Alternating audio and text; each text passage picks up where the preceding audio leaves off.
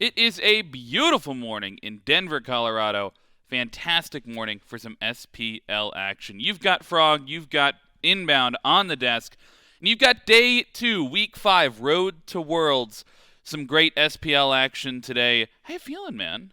I'm feeling good. I'm excited. Good? This is like the startup of the second part of the phase 2. Yep. Get to finally see teams. After that first part of the phase, usually just setting up for the second part of the phase. Second part of the phase, when the games start getting really important, you got to start taking home wins. It's gonna be exciting. Yeah, a little bit past the halfway point of the season. We've got roster lock. We're past that at this point, so those teams are building up, and we've got the schedule for this weekend, Week 5. We're already past the first two matchups of the weekend. Camelot Kings taking home a win yesterday, as well as the Styx Ferrymen. And then today, got some good matchups ahead of us. Camelot Kings starting off the day versus the Jade Dragons, and then the Oni Warriors versus the Ferrymen, our match of the week, coming up a little bit later today. We can see the standings as well and how they match up. The Camelot Kings and the Dragons, those are ones that I'm looking at just because that's, the matchup that's coming up next. Kings, second in the division right now, but looking for a couple more wins, trying to take that top spot, of course. And then Jade Dragons, trying to make sure they can hold on to that top 6 placing so that they can make playoffs a little bit later on in the season. Exactly, and you got to stay ahead of the Hounds. Hounds are only one game back. It's not like a win or you're out or anything like that, or lose or you're out or something like that. Not yet. But you want to not yet, but you want to keep expanding your lead. Right now, you're sitting at 2 wins. Once you get up to that 3rd win, 4th win, 5th win, that's when you're fully cementing yourself in that top 6. Important one for the Kings, also important one for the Dragons. Yeah, this set has a lot riding on it, as well as just for the Kings to, I think, start to feel a groove. They are 2-0 in their last 2, right? And obviously those are wins against some of the lower ranked teams. They're coming off a 3-0 win against the Glads, a 3-0 win against the Hounds as well, but that's a lot of momentum going into this set. And momentum is what you kind of have to build off of. That's leading into the World Championships. You want that momentum carrying you into these playoffs, into the Worlds. And it starts with these games. These middle-of-the-pack games, you got to take home these wins. Kings, like you said, won their last 2. This is another one where it's like another step up on the rung. If you can win this one, you're now 3 of your last 3, and then you move it into the really important games where maybe they can even make like more moves and actually reach to the Warrior spot and take over number 1. Yeah, I mean, before this stretch, they were 2-4, a little bit negative in the standings, and so they're on the win streak. Want to keep that continuing. Jarcorrr, been a big player for the Kings in particular, and we've got a whole set of highlight plays, enough to make a reel, and I'm sure there are even more after this. He's been a bit of a spotlight for this Kings team, just because I think of how they play a little bit through this dual lane with the new pickup that's been Quig over there having an effect on that shot calling, but also just the slow play style of the Kings, allowing him to get to those full ADC builds and just put out the damage. Yeah, and you see the backline of Jarcorrr big man, and you have this very hard to punish backline, laning phase, team fights, and a lot of it is on the back of how good they position and then how good this dual lane, as you highlighted, is. They play through dual lane. A lot of teams are playing through dual lane right now, so you have to be able to at least match them. And the Kings can do more than match. So they can beat most of these dual lanes. It's just on a, pick and ban type of level. Sometimes they pick a little bit more weaker gods in the 2v2, and maybe they get punished a little bit more. But we haven't seen that recently. We've seen really dominant 2v2s by them. Yeah, we got a chance to talk to him yesterday. I know they've been experimenting with how they want to take these drafts. He's obviously seen the Amaterasu ADC from Jarcorrr, and really how the Kings want to finalize how they're playing the draft. So they want to be able to finalize that as we get to the end of the year. And on the other side, the Dragons, they're looking to finalize their kind of compositional, gelling as well. And it comes with the composition, but also comes with this new player. VaporishCoast has been the story of the weekend last weekend when the Jade Dragons, almost out of nowhere, 3-0 in a dominant fashion. The leading team in their division, the Leviathans, get taken down, and they look hot. I can't say it any other way. And if you look at how they won this entire set, it was them dominating through dual lane, and a lot of it came off the back of Coast and Mike playing, really well in their 2v2 from their first set. Yeah, no, they look dominant, and the person I want to talk to is none other than Coast himself. We've got a video interview with VaporishCoast. The Dragons, they break the curse. They take the 3-0. The Jade Dragons 3-0 the Leviathans. This is a set that I couldn't have predicted a week ago if I tried. Does adding Coast really, is that the big difference maker between the sieges, right? Yeah, I think the Dragons definitely need a change, and I think it was harsh on vote, but I think, as you saw in the seconds, Levi's was a step in the right direction. Yeah, obviously I've just joined, so like, it's kind of, but it seems though that record was pretty bad. Like, everything seems really good, like, morale seems really good, and I really like the environment, so I think it's going to keep getting better, and results will keep getting some dubs. I think individual and team, it was just, like, we couldn't have asked for any more. I think the game 1 and 2 were very clean, and game 3 got a bit messy when, you know, Dardez got picked looking for a play at FG, but I think the whole team play was good, and obviously the solo kill, I think that's the best thing I did this weekend. The Kings, they started kind of slow, but I think after I win against Towns, it might be good for morale and lift their momentum a bit. It's like the kind of team you can never count out because they've got so many good individual players, so you always got to watch out for them.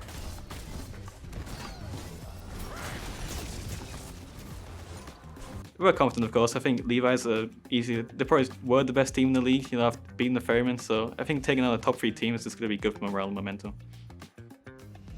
You heard him talking a lot about morale, a lot about momentum, a lot about how good it's feeling into the comms just to be a part of that team. And I think this change, you know, you mentioned obviously tough on vote, tough for the team to have to make a decision like that right before roster lock, but taking the best of it, and especially last week and after the 3-0, it's good that the vibes are high for this team. Yeah, and you heard him talk about the best thing he did last weekend was soloing Panda. So you can tell that the confidence is already high, and he's going to be looking for more of those. A lot of them, because he came from the console scene. I played against him a lot.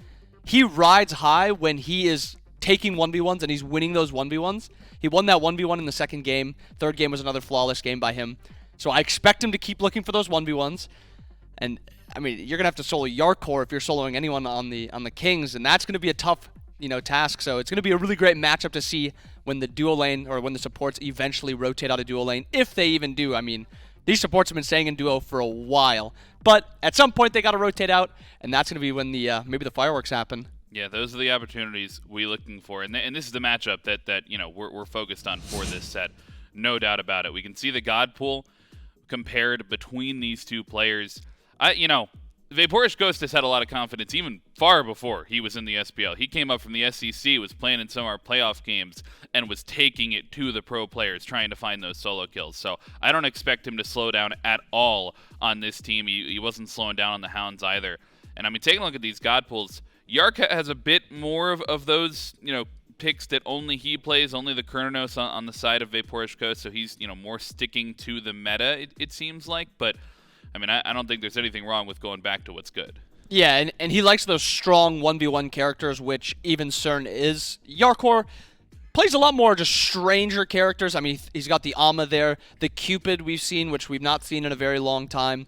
The Hachiman that we've seen, though, from Jarcorrr, I like the Hachiman. Hachiman in general, I think, looks like it's in a good spot. So yeah, I want to see a lot of Hachiman. And, I mean, we got to talk about the Anhur, because that's going to be a contested pick for sure. Coast look fantastic on it. Jarcorr's always going to look good on Anhur, and I expect that to be maybe not first pick, but possible ban, possible response pick, something like that. Yeah, I mean, one that brought a lot of aggression for Coast this past weekend, and one, you know, Jarcorrr, he's no stranger to try and look for those solo kills as well. Picks and bans for game number 1. Camelot Kings, they're in the second pick position. Jade Dragons have ended up looking for that first pick, and we've seen a lot of, you know, over the past couple of weeks, there's been a lot of switch back and forth about what's more valuable, that first or second pick slot. I think it was the Kings with the choice this time around, so they chose that second pick slot. That means the Dragons, they're going to have to get value out of this very first pick. And value, they are starting away from banning Twig's Lancelot, which has had a lot of value. Twig, we also talked about before the desk segment, is 4 kills off of 3,000. It puts him third most all time. Wow. Be the third person to it. Banning away that Lance, he's looked fantastic on it. That's a surefire way for him to get those 4 kills. We'll have to see what he wants to, you know, opt for after that. But sticking with the bans, Dragons got Baba, Athena, Lance, Kings banning away the Morrigan, Yamoja, Chernobog. Gotta be here, right? Yeah. No, Myth talks about it, Trelly talks about it, you've talked about it. It's just the God. It's just the God to focus out. And they're thinking about it. I don't know how they're thinking about it. It feels like every time a team lets this Chernobog go over, And they do it. They don't ban it out entirely. They're essentially asking, we saw it in the God pool, it's something that Coast has gone back to, it's something that Dardez has played in the mid lane, I believe, as well. He's gone back to those ADCs in the past, but, I mean, both of these teams will have to determine whether or not, I'm surprised it's not a snap block. Yeah, I mean, they're taking a little bit of time. I mean, other gods open, maybe Amma, they're thinking about a little bit of value there. Hades, we've seen a little bit of bans from. Set is obviously another one. But even with how strong those gods are, I think Chernobog is just so much better than his next up type of god. Maybe there is just like that on her confidence from Coast since they are first pick. Maybe it's give up this Chernobog. And actually, it's none of it. They go for the Ratatoskr first. Yeah, I mean, he's been heavily valued, and something that we saw Twig pull out, I think, for the first time this phase in the last week, and he looked pretty strong on it. Brings a lot of global pressure, can be tanky, has some flex potential as well. So a lot you can do with this pick. In fact, PBM has played it in support, if I recall correctly, at some point along his career. Hope we'll see. We'll see. It's Hopefully just the not. first pick, right? Hopefully So there's a lot still to happen, but I mean, the Camelot Kings. For all of what we were saying, they read the Dragons. They trusted that they wouldn't pick the Chernobog, and so they get it for themselves.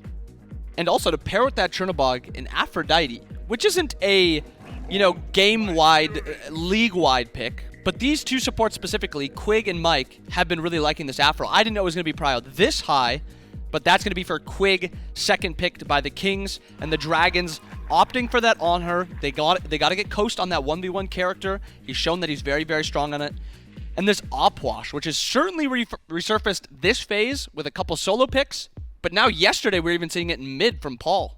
Yeah, Paul getting a quadra kill on this pick yesterday. Looked fantastic on it. Only one death across the 3 games that he played it in.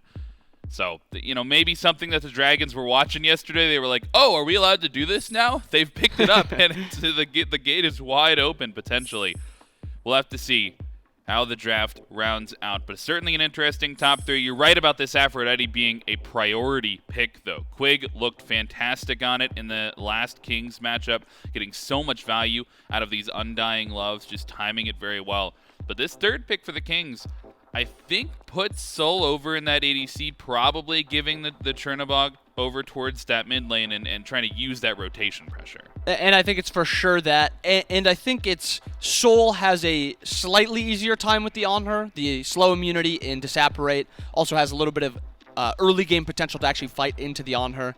And when we've seen Big Man, when he has this Chernobog, this global rotation, I think he looks so much better than he does on a lot of his other picks where he has to wait, for that level 20, let the game go late. He gets involved on this Chernobog.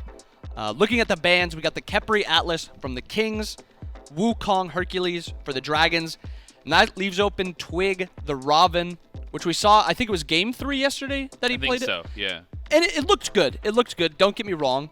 But it definitely did not look as good as his Lance and as his Rat. So if I'm the Dragons, I'm happy that, he's settling for the Ravana. Right, we forced him onto something, but I think, Twig, the facilitator character, something that he's going to have benefits in trying to dive here. Gets a little bit of the immunity, the chase down potential, the escape potential. It brings a little bit of everything, especially something to pair with the Aphrodite as well. He's looking to dive.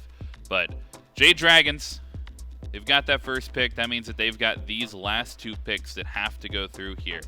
No tanks on their side just yet, but some flex potential, right? Opwash could go solo, Rat could go solo, or support, but solo. Potentially, maybe solo.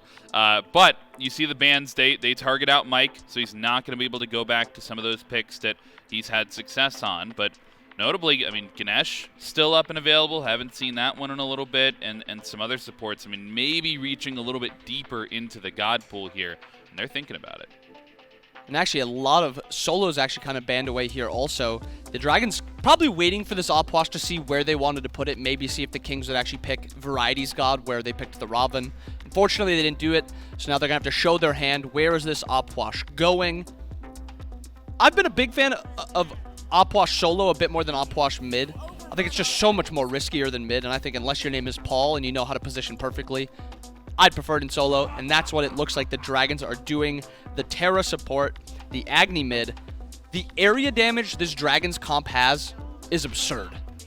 Yeah, no, I mean, you bring the Puch ultimate, the Terra ultimate popped at the same time, and you essentially get like an insta pop of the heal for your team and of the damage on the enemy team. So some good combos to be sure. A lot of AOE damage. This Agni, something we've seen from Dardez before, but something he'll go back to. I'm a little bit more interested in this other pick on the side of the Kings, because this hover, this would be an interesting one for variety. This would be even more interesting. No, it's okay. The other one, maybe they get us, and we'll talk about the Cabrakan. We're not talking about this Anubis. This is one of those false hovers. He would be essentially counter-picking himself with Anubis into Puch, and he would be just getting no healing. Maybe he could kill the Puch once because the Puch gets his beads forced. The Cabrakan, the Xing Chen, I like the idea of these a lot more, because you have so much punish potential onto this Puch, who doesn't have any CC immunity built into his kit. He's going to be forced into beads. We've seen a lot of these solo Puches greed teleport, and now with that Xing Chen locked in, it basically means, I'm not going to say it has to be, but it basically means this Puch has to go into the beads, otherwise that Puch is going to be dying a few times. Yeah, I mean, and I'm looking at the enemy composition. It's not a bad pickup for it. Terra, Agni, Puch, all no CC immunity. Terra, of course, with the passive, right? But it's something that variety has gone to. He's been a fan of the Guardian solos in past metas, so I think maybe an opportunity here where, if we... In the past, right, we've seen Warriors versus Guardians, and it's hard to play a Guardian because the Warrior's just going to shove down the pressure. But if it's a Mage, if it's the Puch just looking to farm, maybe that's an opportunity that variety can just farm on the Xing Chen and play for those team fights. And like you're saying, Guardians into Warriors. Warriors are going to push you under. You don't have any kill potential onto them. You're basically just losing that entire laning phase. The opportunity you have into these mages is you have a little bit of kill potential. Your base damage is not, absurdly high, but it's high enough where a rotation from the jungler means you can kill this Puch. So that's like that kind of opening. And then you're also not reliant on healing with the Xing Chen. You actually have HP 5 to kind of sustain up in lane. So you're not going to be getting truly countered by the Puch 3. It's an interesting pick. We've not seen Xing Chen in... I don't think we've seen Xing Chen solo this entire phase. It's been a while since we've seen it. But there's been phases where Xing Chen has dominated the game from solo lane, where he is the end-all be-all. That was back in Season 2, Season 3. Right. But it's still an interesting case to be made where, we haven't seen him in a while. Maybe there is some potential into this Xing Chen. Yeah, I mean, Aurora played it yesterday in support, so we've seen it more recently, and in fact, it's about to get a couple of changes. Regardless, though, when we talk about the Jade Dragons composition, they've got a ton of AoE damage, just a lot of space. You drop everything in that team fight. On the other side, the team fight, I mean, they've got 2 ADCs and then this solo jungle dive, maybe a little bit mismatched. I mean, how does this come together for the Kings? I think if the Kings can truly bait out meaningful abilities from this Dragons comp, Terra ult, Puch ult, some Agni bombs, and they can kind of, walk up, bait it out, and then back up and heal up, this Kings comp is going to be nearly impossible to play into because these ults are so reliant on the Dragon side. If you don't have the Terra ult, the Puch ult, you've really got nothing. So that's what the Kings are going to be wanting to do if it goes late. The Kings probably are going to be able to win this in the early portion of the game unless a duo is just stomped, which is, it's possible. We've seen Anhur just dominate that lane before. But if it does get, that early middle portion of the game, the Kings get a little lead. Afro from ahead is a pain to deal with. Ravana from ahead, a pain to deal with. There's going to be really nobody you can collapse on and kill because there's so much safety. It's going to be interesting. Late game, like I said, that's going to be the point where it's very important for the Dragons to get, value from their ult. But, mid-game is the important part. Mid-game is the important part. Well, we're ready for game number 1. Camelot Kings going up against the Jade Dragons. And we'll throw it over to the casters, J-Mac and Trelly. Thank you so much, Frog, and inbound on the desk. That's right, it's J-Mac, it's Trelly, and it's Doug here for game number 1 between the Jade Dragons and the Camelot Kings. A big match for really both of these teams here, Trelly. Jade Dragons a little bit behind in the standings right now. I believe 2-4 currently sitting on their record. A few behind their next up, which is the Leviathan sitting at that 5-2. Camelot Kings maybe a bit more attainable in their division. Currently sitting second right behind the Oni Warriors. It's still a few more matches between both of those teams to be played. So still trying to fight for some potential seeding implications. And one of the closest Twitch polls that we could have, besides a dead-on 50-50, only a 2% difference between the two of them, still slided favorites, maybe a little bit of recency, at least from the fans over here for the Dragons. Yeah, I mean, the Dragons have been looking real good since the roster change, so I can understand the faith in them to try and deliver here up against the Camelot Kings. I'm really curious about this ward that Dardez has, though. Usually, you don't really value wards unless it's over in duo lane this early on. But Dardez picked one up to start off the game. I wonder if he's worried about a cringe gank or something. I really want to know where he's going to place it. 'Cause he doesn't have any monopots. He doesn't have the sustain that Sands of Time would offer for the MP5. So might run out of mana pretty quickly. Does have decent clear with Conduit Gem, but I'm just curious where he ends up placing it. Fearful of some early gank from CaptainTwig, or maybe just trying to find some coverage over the wall, something like that. It's just odd that you see a mid laner pick up a ward before the game even starts. It's very rare that we see really any kind of ward coverage from any player this early in the game. I mean, ever since the change to the Vision Shard becoming, well, multiple different types of Relic Shards that you can get, we've pretty much seen no wards at the beginning of games anymore, so wonder what it really is that Dardez is fearful of. Is it CaptainTwig on the Ravana? I mean, as long as you got your dash up on the Agni, you should be able to get away this early in the game at the very least, but we'll have to keep our eye out, see exactly where he placed it. Oh, it's right in the middle of the lane, actually. So it's for a cringe gank from LASBRA then, right? That's for him saying, hey, you start your Acorn, right? You don't get any other extra tier 1 items. Finish the Acorn immediately. I'm going to ward lane. You blink in. We've got Conduit Gem for the burst. Try and find a first blood. With LASBRA being sent over to left lane, he's just going to go ahead and look towards that shield buff once it spawns in and, you know, pressure towards that duo. And that's what the desk was talking about. The fact that you've got Terra, you've got Anhur if you're the Jade Dragons. You want to find duo pressure. That means that Nika probably going to be left alone. Rightfully so. It's not like the Outwash is going to have the greatest time in lane anyways, but both junglers are back. LASBRA hiding over the wall. I don't like the odds of a fight just yet, so probably he's going to go and try and pull beads. LASBRA doesn't land the stun against BMT, though. Dardez playing very safe in the back line, trying to make sure to keep away from CaptainTwig. I was waiting to see maybe Twig would go for a blink play in mid. Doesn't do so just yet. So for now, mid laner of both squads will be just fine. Off the ganks from the junglers coming back in towards lane. Shield buff and cooldown buff now already at least dropped down, so tends to be the point of the game where we see these junglers stick around the mid lane a little bit, start working towards their next rotation of buff camps that are going to be spawning back up. And Variety already poked out pretty heavily by Nika, sent back to base. And interestingly enough, Variety hasn't gone for the Vampiric Shroud, has gone for the Conduit Gem for himself, so trying to get a little bit of that extra clear to deal with this Outwash. I love the Conduit Gem on these Guardian solos, man. Especially if you get a little bit of tank stats online. Seems like the Pythags is still a priority for a lot of these Guardian solos, but that Conduit Gem is just going to help with your burst if you want to go for buff invades, if you want to go for early, you know, kill potential. For steals. Or, in this case, buff steals, right? That extra burst is going to help you out a ton. Nika has the XP differential. He's got ultimate, but is not going to be able to outburst, or maybe underestimated just how much that Furious Roar was going to do. Do you fear the beads? Seems like no, but here comes CaptainTwig. Maybe you should have. Well, uses the beads, but it might be too little and too late. CaptainTwig with a blink into the lane, the root for the kill.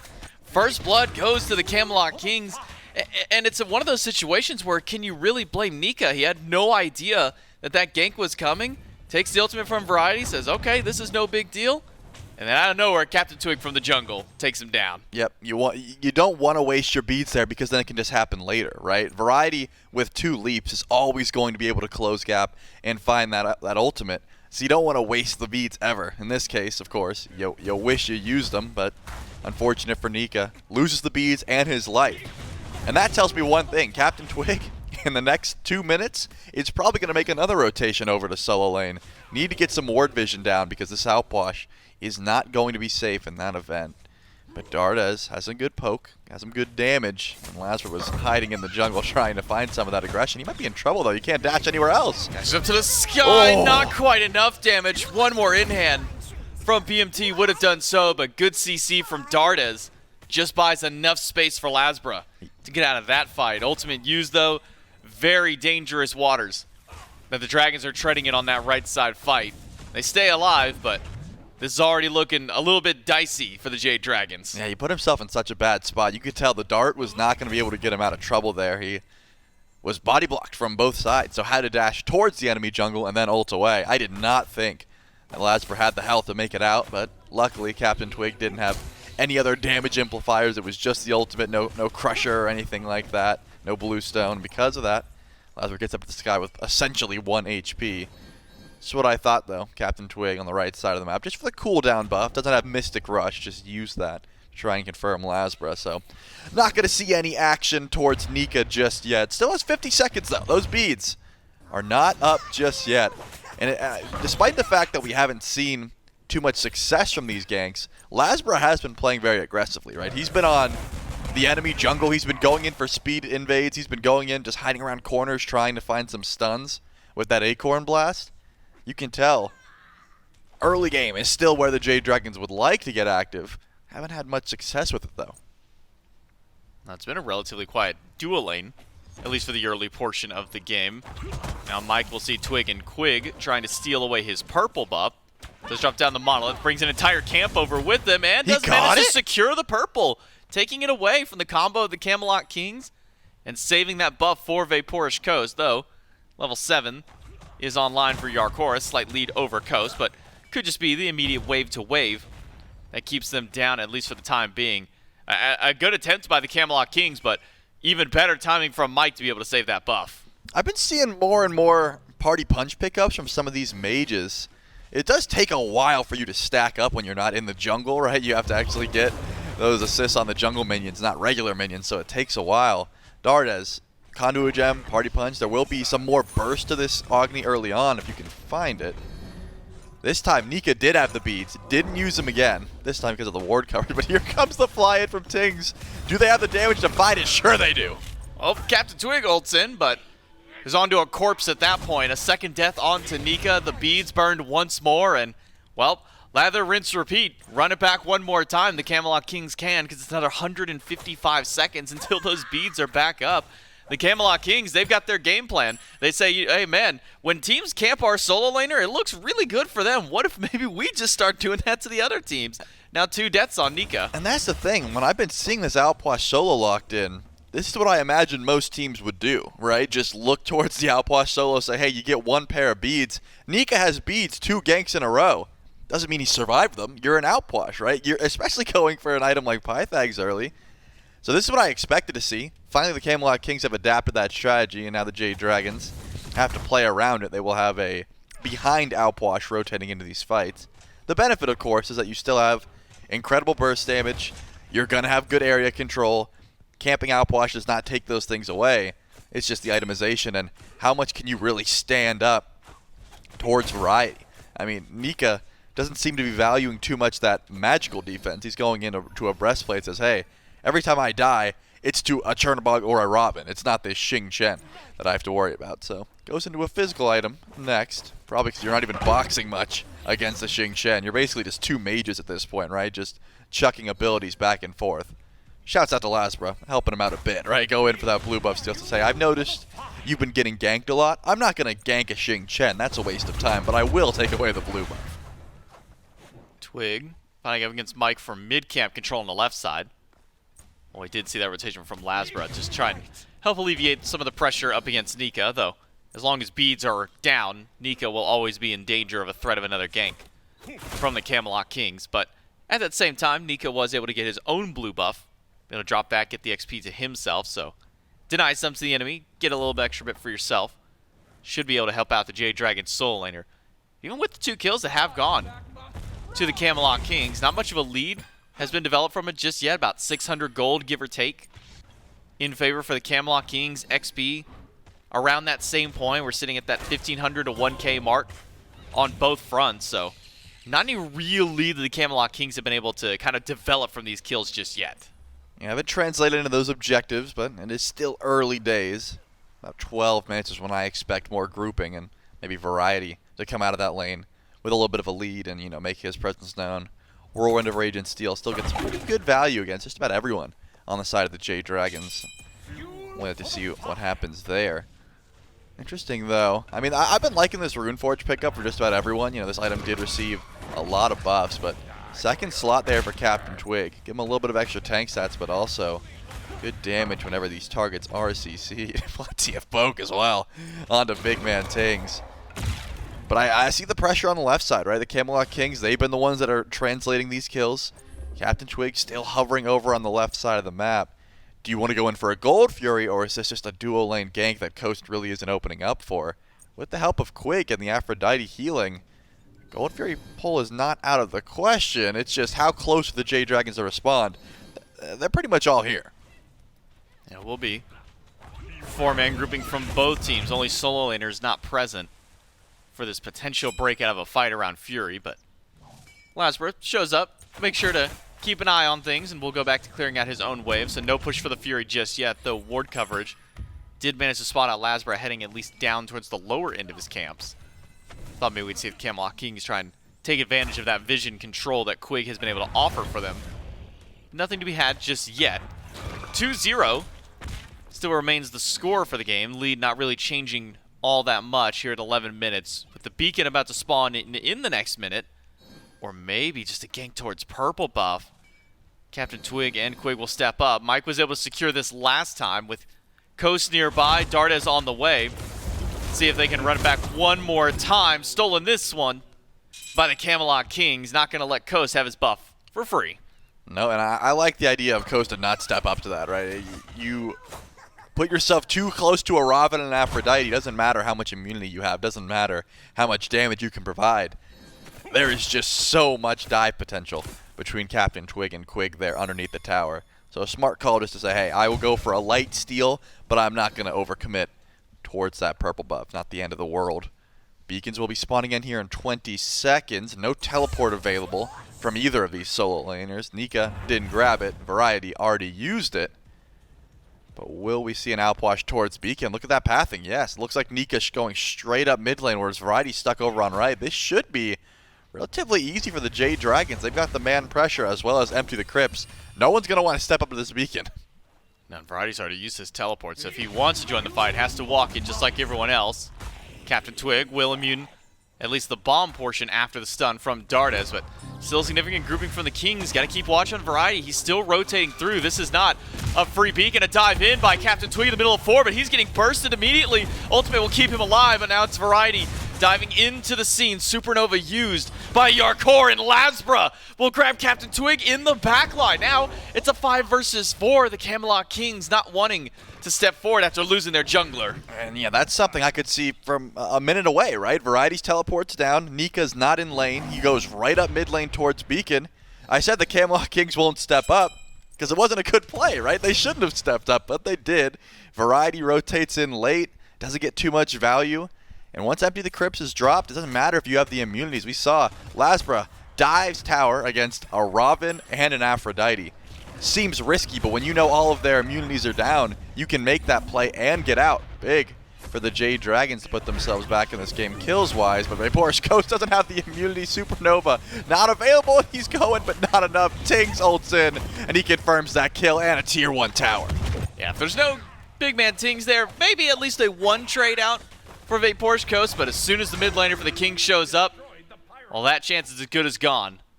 Jade Dragons, they do have their 1 kill on the board from LASBRA, getting a pick onto CaptainTwig a moment ago, but Camelot Kings still trying to rein control back to their side. Gold Fury started up half HP. No one from the Dragons in range of this because VaporishCoast is down. Surely when your duo lane goes down and they're just standing on that side, you know that something's going on. Gold Fury does go to the Camelot Kings. Blue buff stolen by Nika, but beads also used because Variety went for the ultimate. Even still, stepping up aggressively towards enemy blue. Not going to get anything this time, but Camelot Kings, they come up with a nice win on the left side. They certainly do. Trying to play through Jarcorrr, definitely not a bad look. Big power spikes just hit from the soul. The Typhons is going to help with the Telkine's ring to sort of implement that damage. But you're kissed to an Aphrodite as well. It's not like Coast has anti-heal. Tingz ulting in, just icing on the cake, right? This Chernobog 2-0 has full Executioner finish after that fail knot. I mean, Tingz is going to be shredding through just about anyone with this build. And it's pretty early for a level 16 Chernobog to be flying to really anywhere. So it's going to be hard to try and deal with BigManTingz. 3 members of the Camelot Kings over on the right side of the map. Remember, Nika doesn't have the beads. Whirlwind of Rage and Steel is coming up here shortly, but Surely they heard Stellar Burst, and Nika knows. There's a couple gamers over here. Nope, he doesn't. He's still going to get caught out, but how much damage? Variety blinks in too early. He doesn't have the ult yet. Didn't have He ult. just got it. Why'd he go so early? Didn't even have his physical defense fully online either, so taking one too many tower shots. Rotation from Jarcorrr, they will get. Solo lane tier 1 tower, mid falls down. Variety teleports in, only picks up PBM, but PBM had a monolith down, so he's not able to be flown back just yet. Enhanced from BigManTingz, a dive from CaptainTwig. Mike should go down here, and it's CaptainTwig with the last hit of damage to make sure that he falls down. Variety playing with a bit of fire on that TP in, lost a lot of his life, but still lives to make sure that the enemy goes down. Yeah, quite literally playing with fire. Landed into a lot of Dardez's damage the second he teleported in. But full retreat call is the play for the Camelot Kings. They got their gank off. CaptainTwig, I was going to say, is deep in the enemy jungle, though. LASBRA didn't seem like he wanted to try and go for the fight, so it's going to let that one slide. But the Camelot Kings, they wanted to group up for that tower. They look towards it. They recognize, hey, Dardez is still doing a lot of damage. We don't really have that many impactful ultimates to try and dive. So we're going to have to let this one go. I think Primal Fury is probably the next time we see a full-on scrap. I mean, Nika's beads are coming back up, and that was the easiest target to try and find an ult on. So because of that, I think it's just going to be farming for a bit up until that Primal Fury spawns back in. But remember, the Camelot Kings, they've been playing so smart around these objectives where if they want to go in for a Fury, they don't just walk up towards it. They push out coast. They go for an invade. They try and fight beforehand. Variety, second time in a row, uses that ultimate just to confirm his blue buff. So Whirlwind of Rage and Steel, not going to be up for a little bit. Doesn't mean that there's going to be fighting, though. Like I said, I think it's probably going to be a gank attempt on coast into a Primal Fury. That's the easiest play for the Camelot Kings. They're still in the driver's seat for now. Good amount of CDR in Variety's build. Izzy won't be down for too long. Teleport fully upgraded as well, so can easily join back in for this next Beacon battle, because Beacon is just a few seconds from jumping back in for its second wave. 30 seconds now on the clock until it's spawned back in. One thing I've been noticing a lot in these fights is that Dardez has been going unchecked on this Agni. Nobody's really gotten to the backline to try and deal with this mage who's free casting Chronos Pendant, Divine Rune, and a Typhon's Fang for Dardez. But at this point, it's kind of a question of who do you really even send to the backline to deal with him? Do you send CaptainTwig? Do you have Variety go to try and deal with Dardez? I mean, who's kind of the answer to the mid laner for the Camelot Kings? It's not easy for CaptainTwig to dive him, as you've already highlighted. The range is a bit of an issue, but I think late game, we'll see a lot easier time trying to dive this Agni. Once again, Variety with the flank, but LASBRA's deep in the enemy jungle. Could go through the Cosmos here. The Camelot Kings are getting very close to capping this Beacon, though. Double knock up, triple root, supernova by Yark, just to guarantee that Beacon goes to the Kings. LASBRA might be trying to go for a flank on the Kings. Remember, no tier 1 tower for them. It's a little bit further to go if they lose a fight around this Pyromancer. Not sure if LASBRA's been spotted out yet, as bombs continue to rain from Dardez. Has anybody noticed that this Ratatoskr is sitting back there? I think CaptainTwig didn't know. He walks around the corner, gets hit by a stun.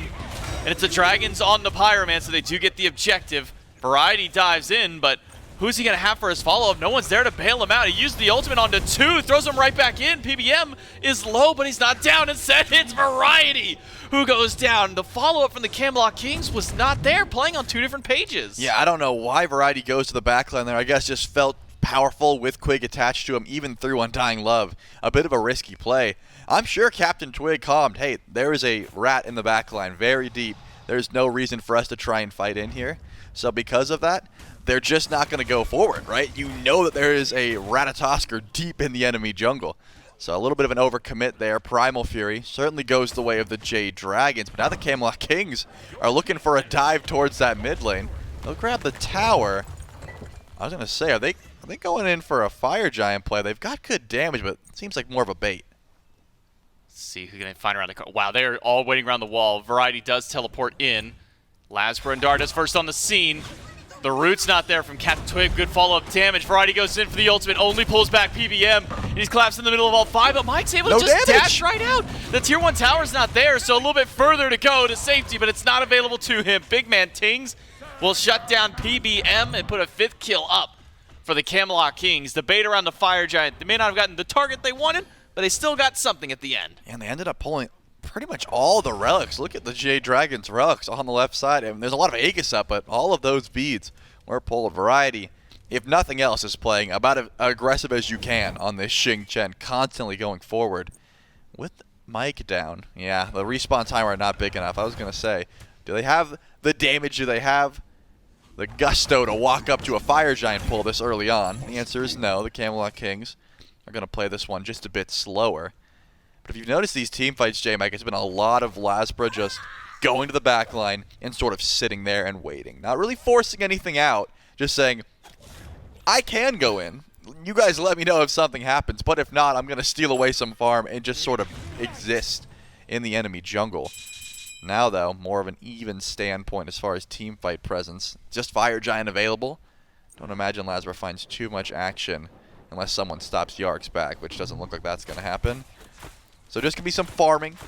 I think if any team was to go for a Fire Giant pull, it would definitely be the Camelot Kings. I mean, BigManTingz and Jarcorrr have plenty of shred. Having a double ADC composition will allow for that, and they've got the sustain to back it up with Quig. So the Camelot Kings still have that vision advantage, and they have been just getting in the jungle and sort of sitting around corners and just waiting to see who walks up. Not easy to try and chase down PBM or LASBRA. That's usually who's been the first one forward. But if Nika walks up, that could be a disaster. His beads are just now coming back up in 3 seconds. So we'll see how the Dragons play around this 1 minute cooldown on their remaining relics. Camelot Kings grouping up to the right side once more. Nika has spotted out Variety. Just kind of meandering through the jungle. The start of the Fire Giant has begun. CaptainTwig not with the squad just yet. But the Fire Giant's going down fast. It's already half HP. Variety goes in, gets the root onto PBM. But the Camelot Kings will pull away from the Fire Giant, not wanting to fully commit to the objective just yet. We're seeing if maybe more than just Mike would have walked up from the Dragons. They spot a few, but just a little too far to go for the dive. Yeah, and they immediately spotted out LASBRA as well. He tried to go to the back line. He tried to flank, and everyone was like, hey, what's this rat doing? Forced the dart. Made him run away. I don't hate this call. The Camelot Kings decide, hey, instead of Fire Giant, let's just group up and try and push down a tier 2 tower. But the Jade Dragons, not a delayed response time. 4 members already here. Mike's not going to take too much damage here. If anything, Quig might be forced to ultimate if the more damage comes his way. That was a lot coming from Dardez. But it looks like Pyromancer spawns in, and that's a perfect time for Tings and CaptainTwig to try and burst it down. They've got the damage. A Runic Bomb goes to CaptainTwig's pocket for now. But that's pretty much it. I mean, there's going to be a full-on retreat here. I think the Camelot Kings are just trying to get some of those late power spikes. Maybe BigManTingz upgrade his starter item, that sort of thing, before they go in for a true 50-50 towards an objective. It's a slow dance around this fire. We've now seen 2 attempted pulls by the Camelot Kings, or at least 2 attempted baits around the Fire Giant. Trying to lure the Dragons in, see if they can catch him off guard. First time it worked out, they got Mike. Second time, Mike was a little too healthy to try and go for one of those kills.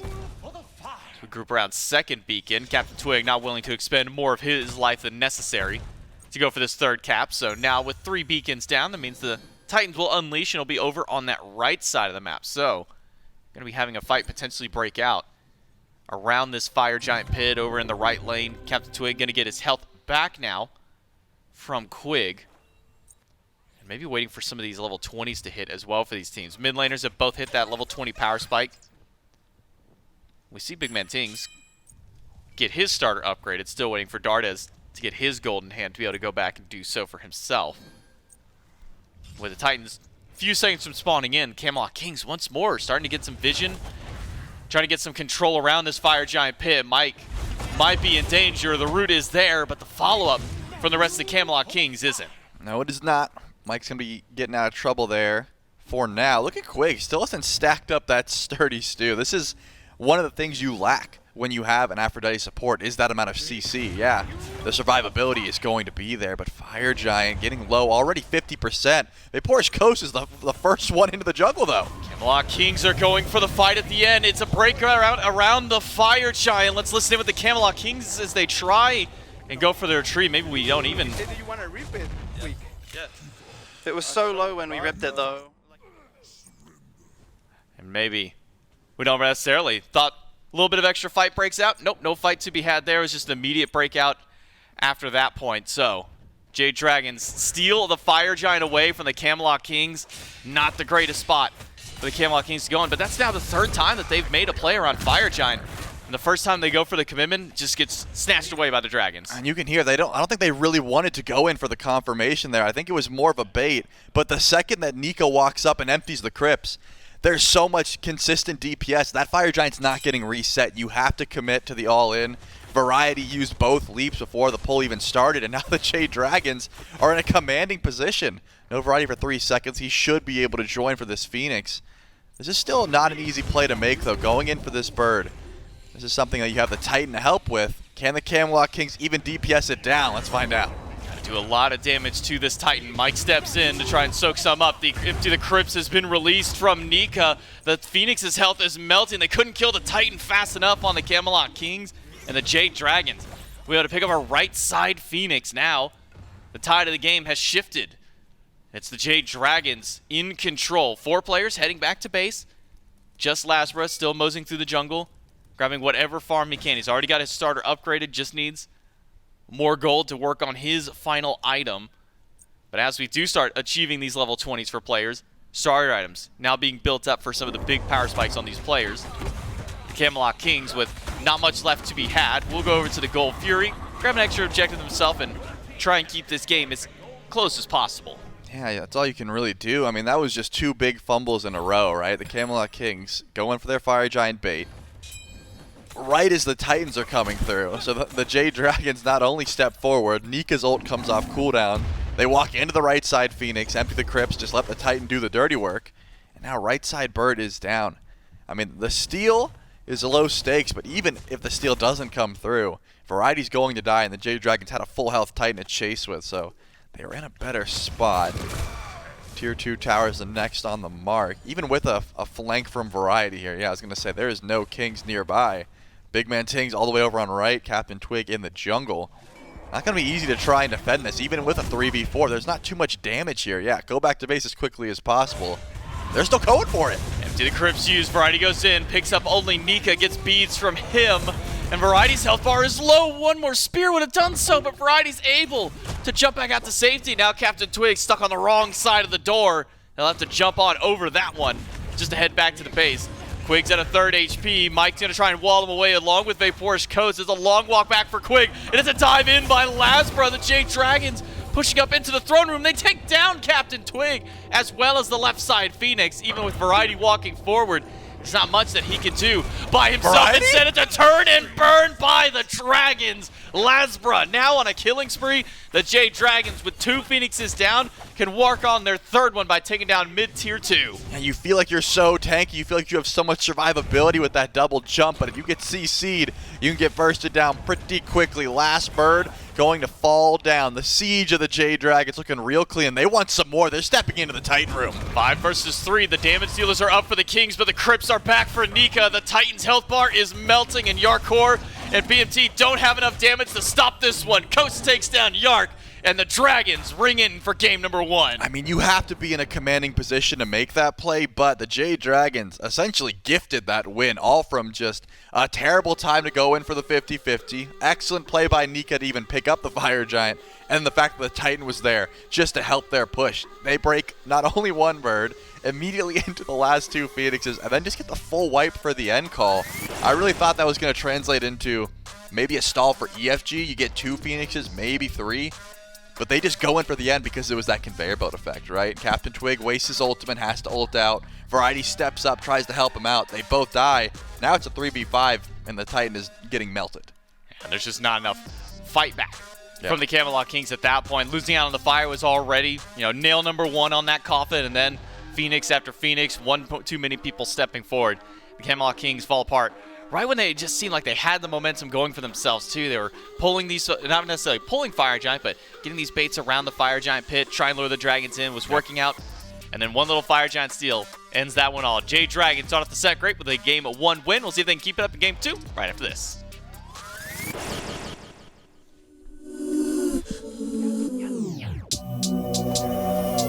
Dame la plata, plata.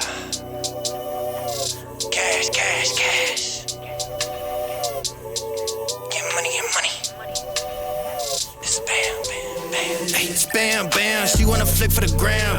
Thoughts up, baby, sabe who I am, so she wanna do it all on cam. Like, hold up, sabe how to hold a pull up. Soon as we done, I'ma roll up. Full lines are better, I pull up. Papi te paga los biles, pero quiero todo lo tuyo. Prefieres hacerlo conmigo que siempre lo hacemos bien duro. I bought a Benz straight from the trap. I don't like paying no taxes. I don't need friends, solo una mami. Papi te enseño what racks is. Me and my chick, we got a chick. Yeah, we treat her like a pet.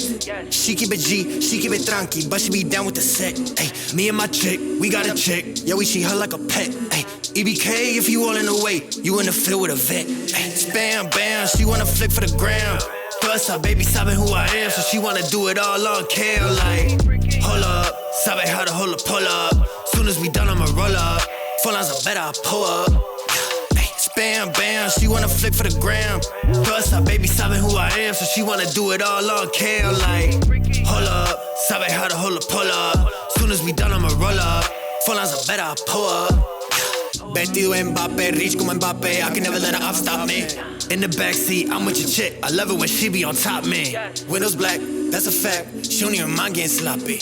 Shoot her outside, holding it down. Si le digo que hacer, he like copy. Ábrame la ventana para ventilar este humo. No way, Mr. Officer. Soy un trap star, so you know.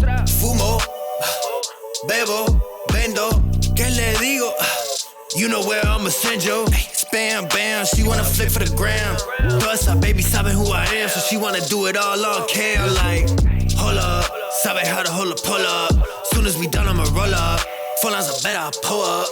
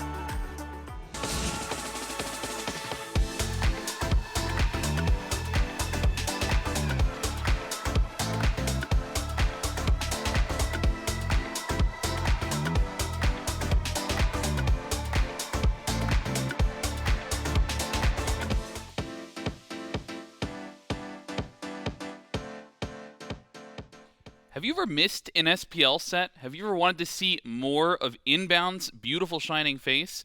Well, you can watch it all on youtube.com/SmitePro, youtube.com/SmiteVod as well.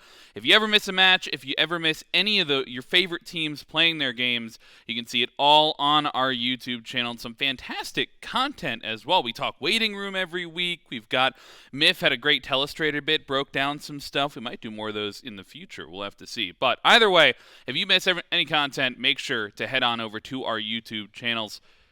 Camelot Kings versus the Jade Dragons. They get taken down in game number 1. The Jade Dragons come out on top and do so rather dominantly. Felt like they didn't feel on the back foot pretty much at all this game.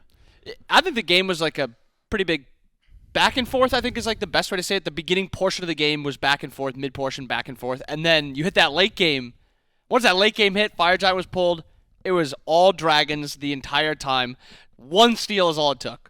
And that is the worst part if you're a Kings fan or if you're even the Kings, because now you're thinking, was our comp bad? No, not really. This game could have easily been ours. If we secure this Fire Giant, we're talking about a completely different game. Unfortunately, it's not secured. The Dragons steal it, and then the game's just over. Not that much longer. The beginning portion, though, back and forth. I think the biggest thing that stuck out was this Opwash is punishable. This is the first time we've actually seen solo Opwash be punished once, twice. I think it was just 2 times, but it was weird to see so much pressure being put over there because a lot of the times we see this Opwash and it just lives. Yeah, I mean, there was definitely some pressure put on early, but the fights were back and forth. I think you're right to call out just this one Fire Giant because it brought just so much pressure for the Dragons. I wasn't even thinking of it as a Fire Giant that could win them the game, but maybe the Kings just misstep in a few places after that. I mean, you just saw the variety. That was the one. Right. I mean, we're reacting to these clips, and it was such a good play from Nika as well. He's the one that sort of forced. You heard it in the listen-in right after that. Twig was like, we didn't really want to commit to that one. It was Nika who just sees it get down to 30%, and he's like, okay, I'm dropping ult on this. Make a play. Yeah, and that's the risk when you're playing into Opwash, Agni, and your secure is Soul 2, maybe Soul Ult, which is fine secure, but the secure on the Dragon side is so much better. It's so risky getting the Fire Giant down that low, because as you said, Nika's able to just walk up, drop ult, keep it pulled, and then that 50-50. We call it 50-50s when we talk on Fire Giant. They're weighted 50-50s. Yes, there's only 2 options where one team steals it or the other team confers it. But when you have secure like Opwash, Agni, and then the other team has Soul, that's a weighted coin. It's for sure going to be on the side of the Opwash. And that's like the risk you incur. But they wanted to get a fight started. They were confident with the fight there. It's just not the fight that they envisioned. They didn't want the Fire Giant getting that low. They wanted to bait in, take the fight, not be forced to commit to this Fire Giant.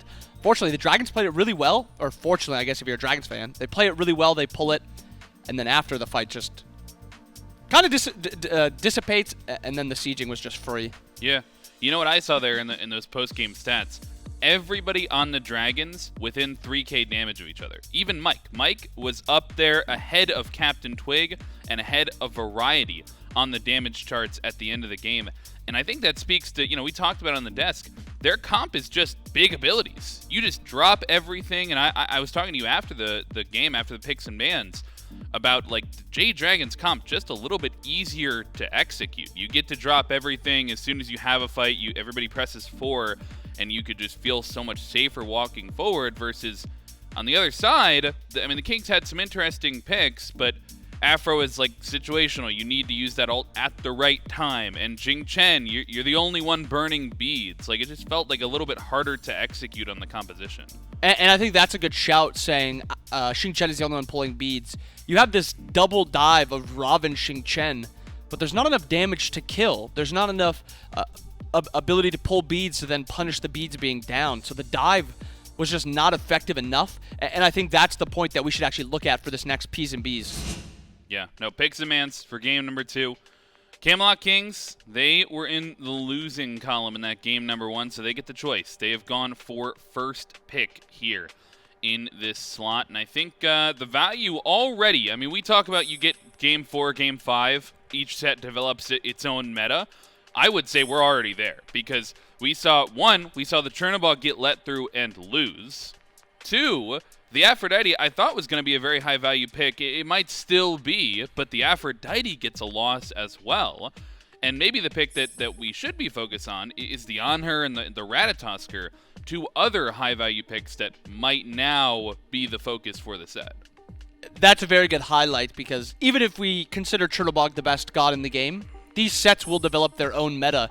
And even as you said, this is only the second game of this set. We're already going to see the meta establish. We have the Opwash ban from the Kings. They don't want to play against that again. I think it's wise, even though they shut it down a little bit. Such a hard god to play against in the late game. I love that Morgan, we've gotten to the point in the SPL where Opwash Yeah. is a reasonable ban. That's crazy. That is wild. Season 10, and it just brings you all these good things like Yeah. Opwash.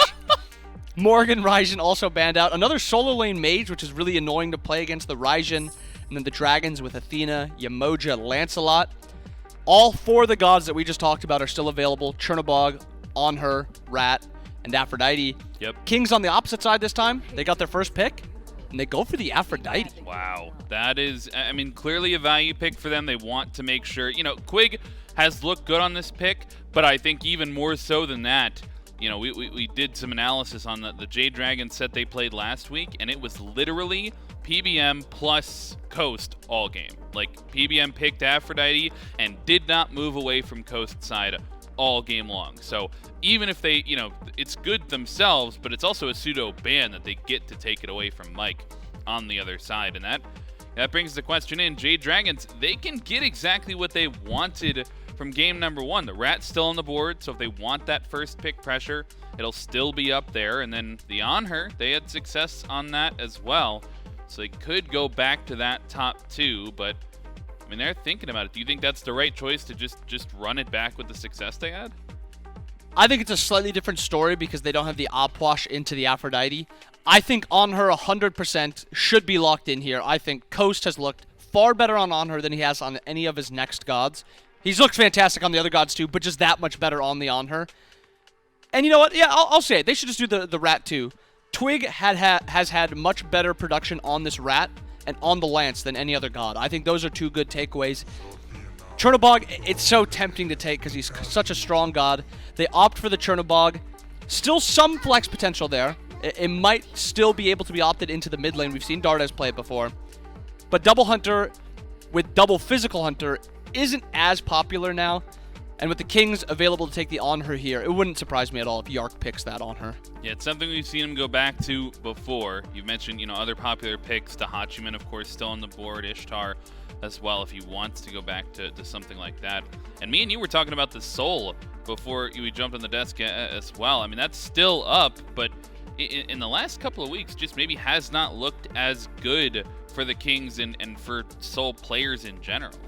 Yeah, I'm not a big fan of this Soul. I think it's a fine bottom pick of the bottom phase pick, and I think it's fine as like a 9th, 10th pick.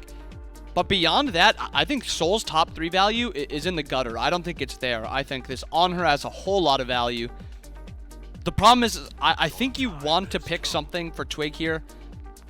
I haven't loved the Ravana either. He hasn't given me that third god that I think you really need, that can really be convincing for Twig. The Ravana's been fine. Like you said yesterday, it was a really fine god for him. It also gives him possibility of engaging, a lot of safety. But it just hasn't hyped me up like that the Twig Lancelot and the Twig Rat has. Yeah, not as much necessarily like instant kill potential, and certainly not the, you know, Lance can cross the map and his horse, you know, all of a sudden be across the lane. Same with Ratatoskr or Ravana. A little bit of a different look, but something Twig continues to go back to and have to admire the comfort, right? Feeling comfortable on the Ravana. On the other side, though, I mean, this top 3 for the Dragons looks straight out of a tier list. If I had seen someone allowed to get this top 3 maybe 3 or 4 weeks ago, I think we would have been raving on the desk about how the other team had messed up the draft. Yeah, this Dragons comp is shaping up beautifully so far. This top 3, just about everything you want. Solid early game, solid mid game, unreal late game. And now their bottom 2 picks, looking for a support and a mid laner to fill it out. Actually, I don't want to say a for sure mid laner, because we already talked about the Soul. There's always potential for Soul and ADC, especially because it's a slightly better matchup into the Anhur. It mitigates his early game a little bit.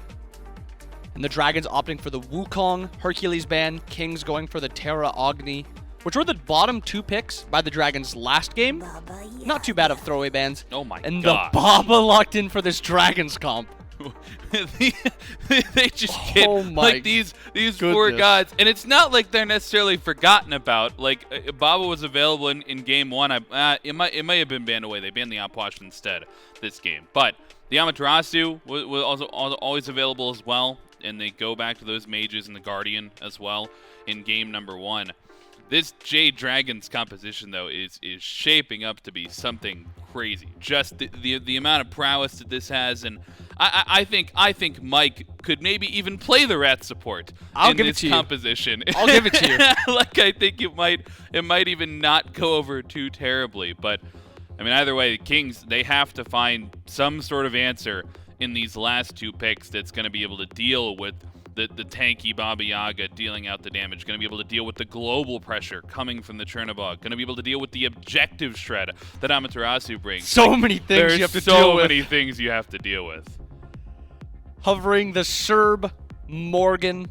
I like the Morgan pick here. Cerberus.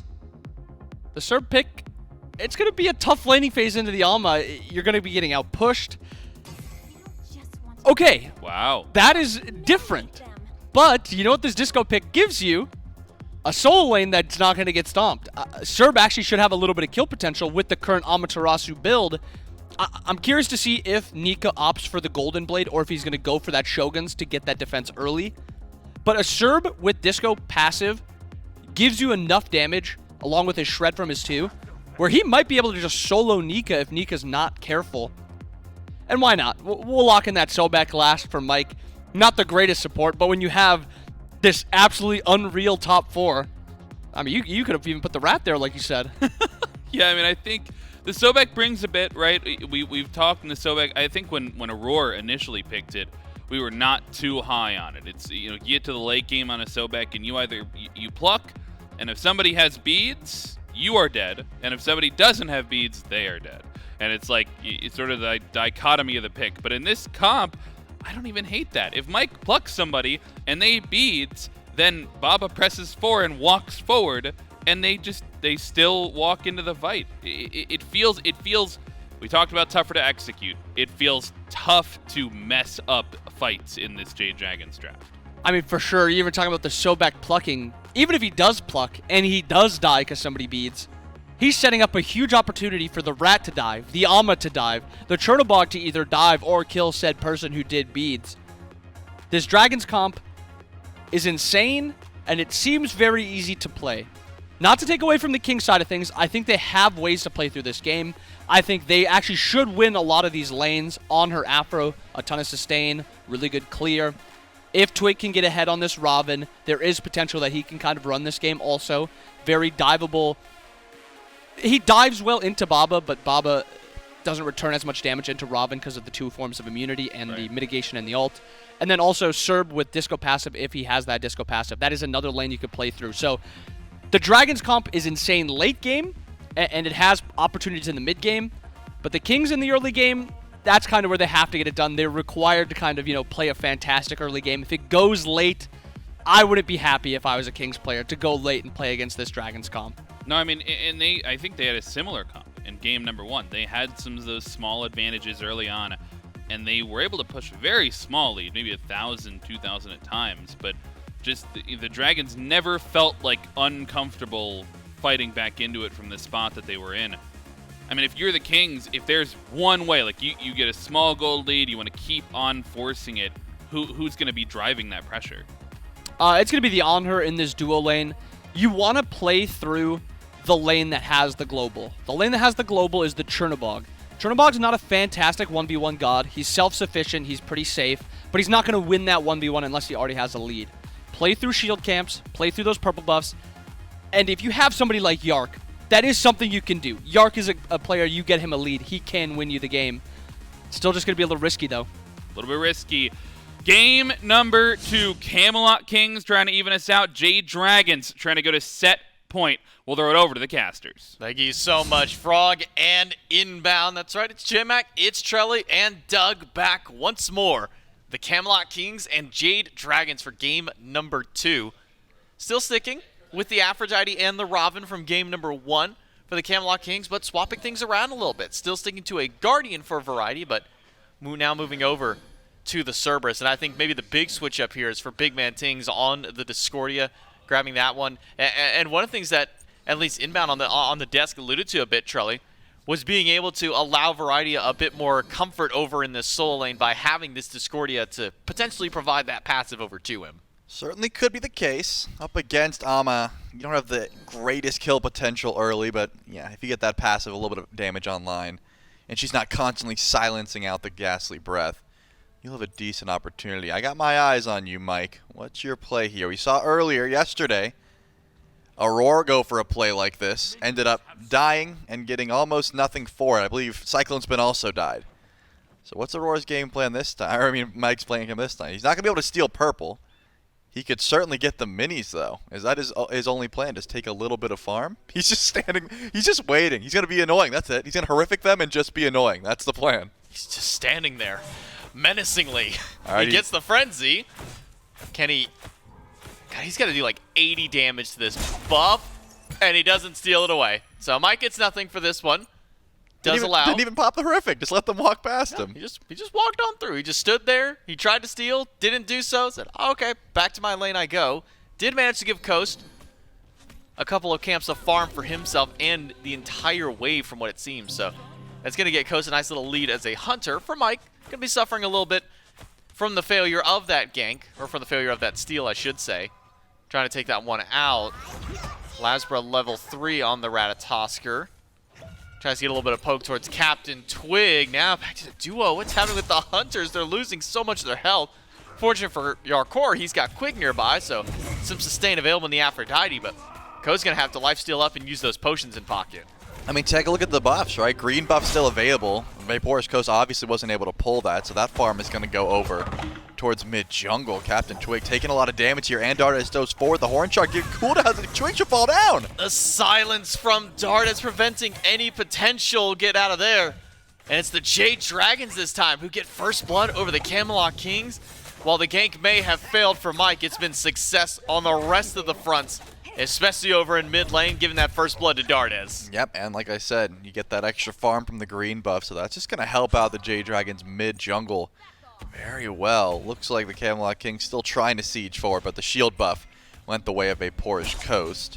Quig's got good survivability. He doesn't have any sort of survivability relic, but he'll be all right, even with a pluck coming his way.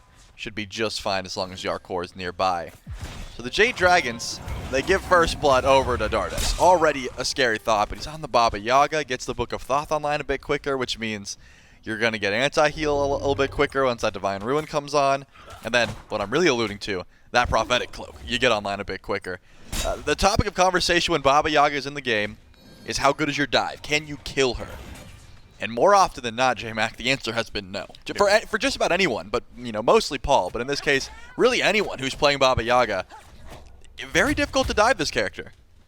Yeah, I think I remember pulling up the stats yesterday about it. I think and you it was said something 8 like games. It was 14 games, 15 deaths, meaning that on average, you're only killing a Baba Yaga once a game, which is an absurd stat line to have given the amount of games. You think 1 death a game on like 4 or 5 games? Okay, someone really good is on that. But that's everybody across the board is going nearly deathless in games. And for players like Paul, going entirely deathless. So actually, he's making it harder for everybody else. It's like, if you're Paul, it's 0. If you're everyone else, you might die like twice. And that's the difference maker, right? Dardez gets off to a lead.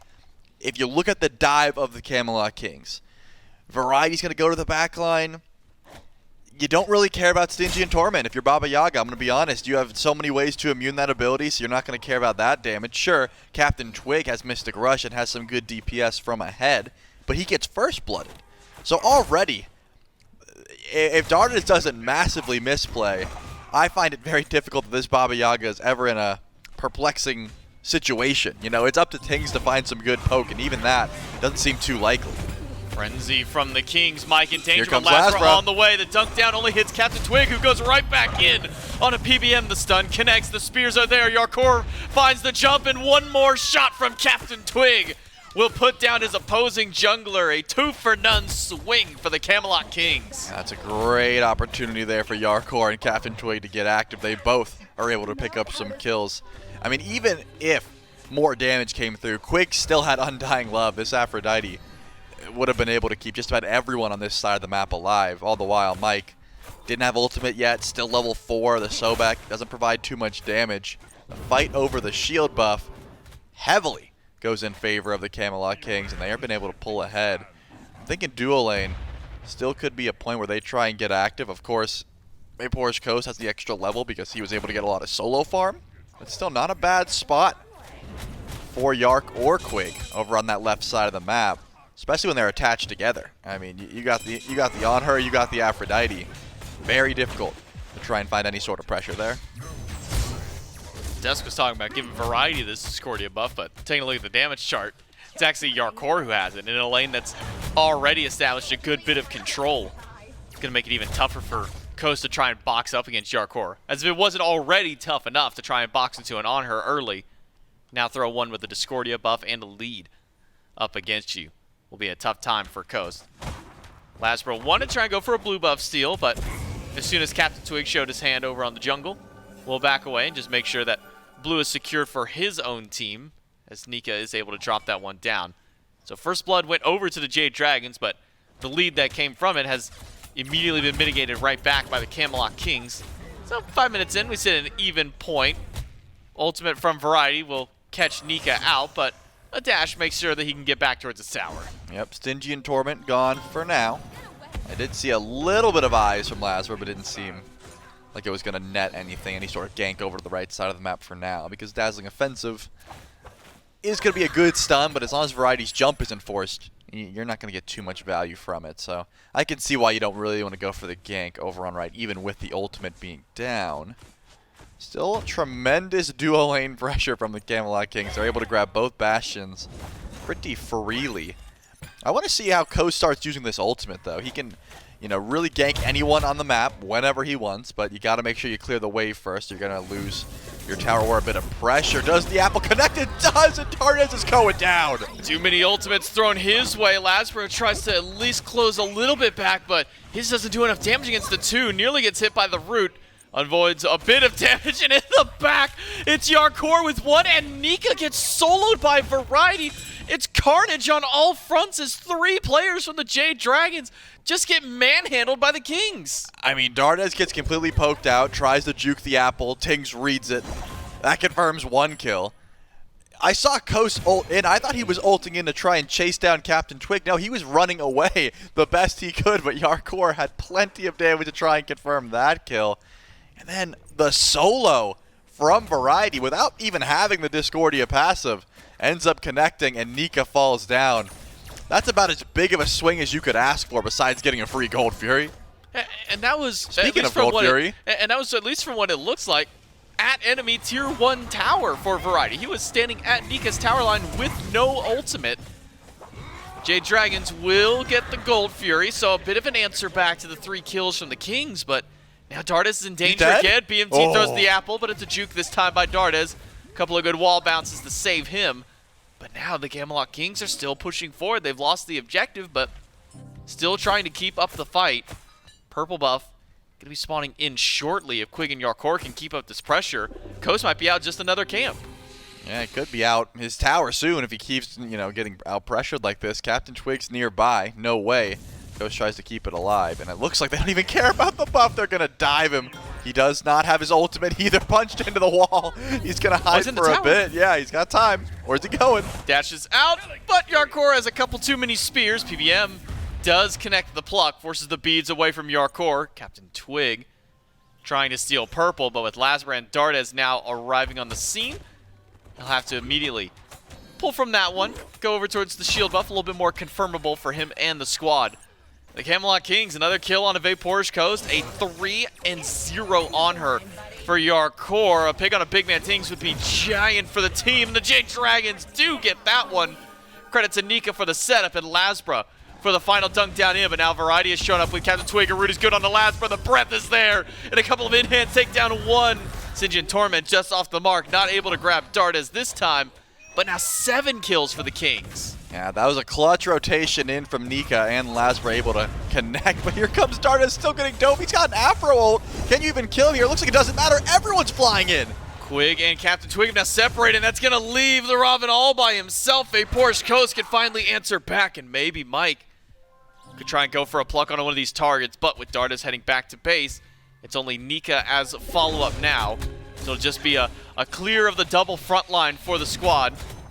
Goes about even for the two of them, but with this clear slightly faster for the Dragons, Nika can head back to lane just a little bit sooner. Man, Dardez has been getting really focused in this mid lane. I mean, ends up juking for way too long underneath that tower, and thanks to the fly-in from VaporishCoast, ends up going a lot better from the Jade Dragons than you would have expected at the start of that fight. I mean, LASBRA gets ganked, Variety makes a clutch rotation following Nika. No beats from BigManTingz. He'll just use the golden apple to immune that pluck. Not a bad trade. All of this before 10 minutes. We have 10 kills at 10 minutes so far. That's a pretty insane pace. And it's not just dominated by one team. Yes, the Camelot Kings coming out on top. But still, the Jade Dragons are able to fight back when they have their rotations. And despite getting soloed, Nika actually hits level 12 first, able to pick up that second relic, and that's a bit of an XP lead over in that solo lane. Also got to highlight how fast BMT was on using that golden apple to immune the pluck from Mike. Had his bead, so not a huge threat there either way, but I mean, that is like frame perfect, land on the ground, immediately hit that ultimate to make sure you didn't get pulled back by Mike. Now an invade towards blue. Variety and Twig able to steal this one away from the Dragons. Can they get out of this fight is the question. There is chase down potential from the Jade Dragons, but not going to commit this time. Support is grouping up in mid, and CaptainTwig on the way. Thought maybe we'd see a push towards Dardez's life again, as you mentioned. And as evident throughout this game, this Baba Yaga has been identified as the threat for the Kings, and while unsuccessful in their last attempt, have been making continuous efforts to try and keep Dardez down. That is true. Remember last game, we did see a bit of a rotation towards Beacon, and that's spawning in here in 30 seconds. Always important to check out the teleport. Yeah, Variety upgraded it and has it available, whereas Nika doesn't have the teleport, would have to book it on foot, but it's already cleared the wave, so may be able just to walk over with that enhanced movement speed. Looks like more interested in proxy farming for now. Coast doesn't really have to make the rotation over, though. Could just ult at any given moment. You have the ability to get active over on the left side of the map, but the Jade Dragons are playing pretty passively for now. Remember, upgrade teleport for Variety. Could show up at any moment, anytime, as long as there's ward coverage. And the Camelot Kings are going to make first touchdown, but actually it's LASBRA going in first. Twig, Mystic Rush is out as the beacon cap will go to the Jade Dragons. No reason for Big Man to walk up in enemy lines at this point, just to try and cap that beacon. So first one of the game to the Jade Dragons. CaptainTwig, thankful for his life after a pretty heavy commit from the Jade Dragons outside of Tier 1 tower. Able to pull the ultimate away from the Robin, but won't be down for very long. Already peeking at CaptainTwig's build, 40% CDR in just his first 2 items. That all should be up pretty quickly. That is true. Oni Fury spawned in as well, but I don't think we see any pressure towards that for at least a little bit. I have been liking the build path of Variety so far. Breastplate into Spear of Deso recognizes, hey, I could do a lot of damage on this Cerberus, and I want to try and build into it. And not only that, shredding for BigManTingz, and I guess Quig as well, could be very valuable. I mean, this Discordia has been absolutely popping with some of this damage. Don't think you have too much kill potential on the Nika, so we're not going to see any dive attempts from the Camelot Kings. But Pyromancer, Oni Fury, still available. It's just, you could tell LASBRA's been sort of surfing around the map trying to figure out who he wants to gank. Jarcorrr, hardly ever in a bad spot because VaporishCoast doesn't have much damage. Actually, a Frenzy pop. Are you trying to kill BigManTingz here? LASBRA dashes away, but it's a blink by CaptainTwig. Gets him up into the tree. BMT thrown back, but he gets down and immuned by Quig. Now the Camelot Kings has their fight back in. Dardez in the middle of everybody, throwing these firebolts out as BMT goes down, and Dardez is hunting for Quig next. One potion is good. The Witchfire magic not quite enough. Quig's still alive, but Dardez weaves in the last in hand. It picks up a second kill for the Jade Dragons in the fight. The mid and the support down for the Camelot Kings. Rotation from Yark could even things out. Jarcorr's here, both relics and ultimate. 3-0 bounty on his head. That Desert Fury is a pretty decent steal tool. He's going to go for it, and he gets it. The Camelot Kings steal it away. Variety able to jump out. Jarcorrr finds PolarBearMike. One more in him would do it, but instead it's Variety with the ultimate to take him down. Now Nika and VaporishCoast are low. The knockup is there from Yark. Into the wall goes one. Variety down. And now Yark in the middle of 3. He can't fight back this time. It was a 7-1 lead for the Camelot Kings, and the Jade Dragons have turned this one right back around. CaptainTwig now has to run from LASBRA and Nika. The silence is there. The slow from the dart, but the root might just keep CaptainTwig alive. There's no mana left on LASBRA. The jungler for the Kings is able to get out of the fight. Okay, let's take it back. Jarcorrr shows up. 3 members of the Kings versus 5 of the Jade Dragons, but they're weak. Jarcorr's got both relics, he's got ultimate, steps forward, steals away the Pyromancer with the Desert Fury. Light work. Says, hey, you know what? I just impaled Mike into the wall. I'm jumping in. Ends up getting the kill. Not going to him, of course, but still confirmed. Then it's double relics. Everyone realizes, hey, we gotta kill this guy. This Anhur is manhandling our team. Once the turn comes through, the Jade Dragons come out on top with that trade, and now Quig gets plucked back in, has Undying Love, but no one to link to. Not too much DPS, he's not going down quickly. Back to the Oni Fury, the Jade Dragons go. The Kings look like they're giving this one up. Might just have to. PBM and Nika will dash away from the Fury as it falls to the rest of the Jade Dragons still standing by. Great CC chain from Mike. A little bit lacking in the follow-up after for a kill to Quig, but still just enough of that threat to where Quig does not want to step forward with anybody else on the team. Still 2,000 gold up for the Camelot Kings, so even with the fight back from the Dragons, hasn't been anything massive yet. And maybe, more than anything, a highlight of the Camelot Kings. Being able to pull the lead, and even with such a devastating loss by Pyro, their lead has not really dwindled all that much. Can we look at the net worth charts? Is that the big difference maker? Yeah, okay, so we got 9,300 for Yark, and then a solid 1K. That's the big difference maker there. Yark is 1K up over Coast. Still, BigManTingz has been power farming as well. That's going to be a big 600 differential between him and Dardez. That's where this 2K gold's at pretty much, right? The carries, you can tell. They've been able to get quite the lead. And also, I guess, shouts out to Variety for continuing having that lead despite being down in XP. Camelot Kings have continuously been trying to find their aggression. Ult on the LASBRA. Just for fun, essentially. There is no follow-up. CaptainTwig's on the way. Looks like he's going deep for this, though. And LASBRA already dashed. I don't think you want to do that. Do you have the damage? Yes, you do. CaptainTwig confirms it. And now Nika's in a little bit of trouble. Doesn't have the dash just yet. He's getting potty blocked. The dash doesn't go through. He's got to use his ultimate, and he won't be able to get a stun onto anybody. It's immunity from Yark and CaptainTwig, and Jarcorrr deals the final shot of damage. Now, to the Fire Giant goes the Camelot Kings. PBM and Dardez, the only ones to be able to try and step up here. Dardez does have the ultimate, has some range damage to try and poke back in. VaporishCoast might not even join this fight. He's keeping up split push on left. Mike walks forward. CaptainTwig dives onto Dardez in the back line and is doing a lot of damage to this Baba Yaga. Forces the ultimate out early in Coast's rotation as well. Now Variety's in danger, and the Fire Giant is still going to be a coin toss. It's not guaranteed by anybody. The Camelot Kings do manage to get it, but they're going to lose Variety, and they might lose a little more than that. Quig plucked back by Mike. And now it's LASBRA on the way towards mid. CaptainTwig down. The Kings get Fire Giant, but they've already lost 2 of their players. They Nika. might lose more because it's Nika barreling back in. You killed him earlier, but he's back hot and ready for another fight. LASBRA, stun onto one, spin onto another. BMT down. Jarcorrr short to fall afterwards. It's a full-on wipe. The Jade Dragons take down everyone on the Kings. Wow, I mean, the Camelot Kings were getting so low during that Fire Giant pull. I think they make the correct call to stick to it, but the retreat, the sort of halfway retreat, let Nika teleport in, let VaporishCoast fly through, essentially let Dardez free cast on your whole team. That's where it really starts to fall apart there. It was just CaptainTwig who was trying to zone Dardez, and if you look at his build, not enough damage to really find a solo kill onto a Baba Yaga, or, if I'm honest, even threaten her that much. The second the house comes down, Variety starts running, CaptainTwig starts running, and the steal attempt wasn't there. You don't need to steal. Where's Fire Giant? On no one. Everyone on the side of the Camelot Kings gets wiped.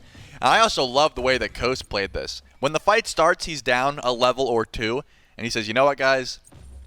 I'm going to be in left lane. If they get Fire Giant, aw shucks, but I need farm. Ends up staying, gets a little bit of damage onto tier 2, and then says, oh, you guys are winning? Okay, on the way. Flies in. Nika shows up, and it's just a complete wipe. Shouts out to LASBRA as well. It's a great rotation to the back line.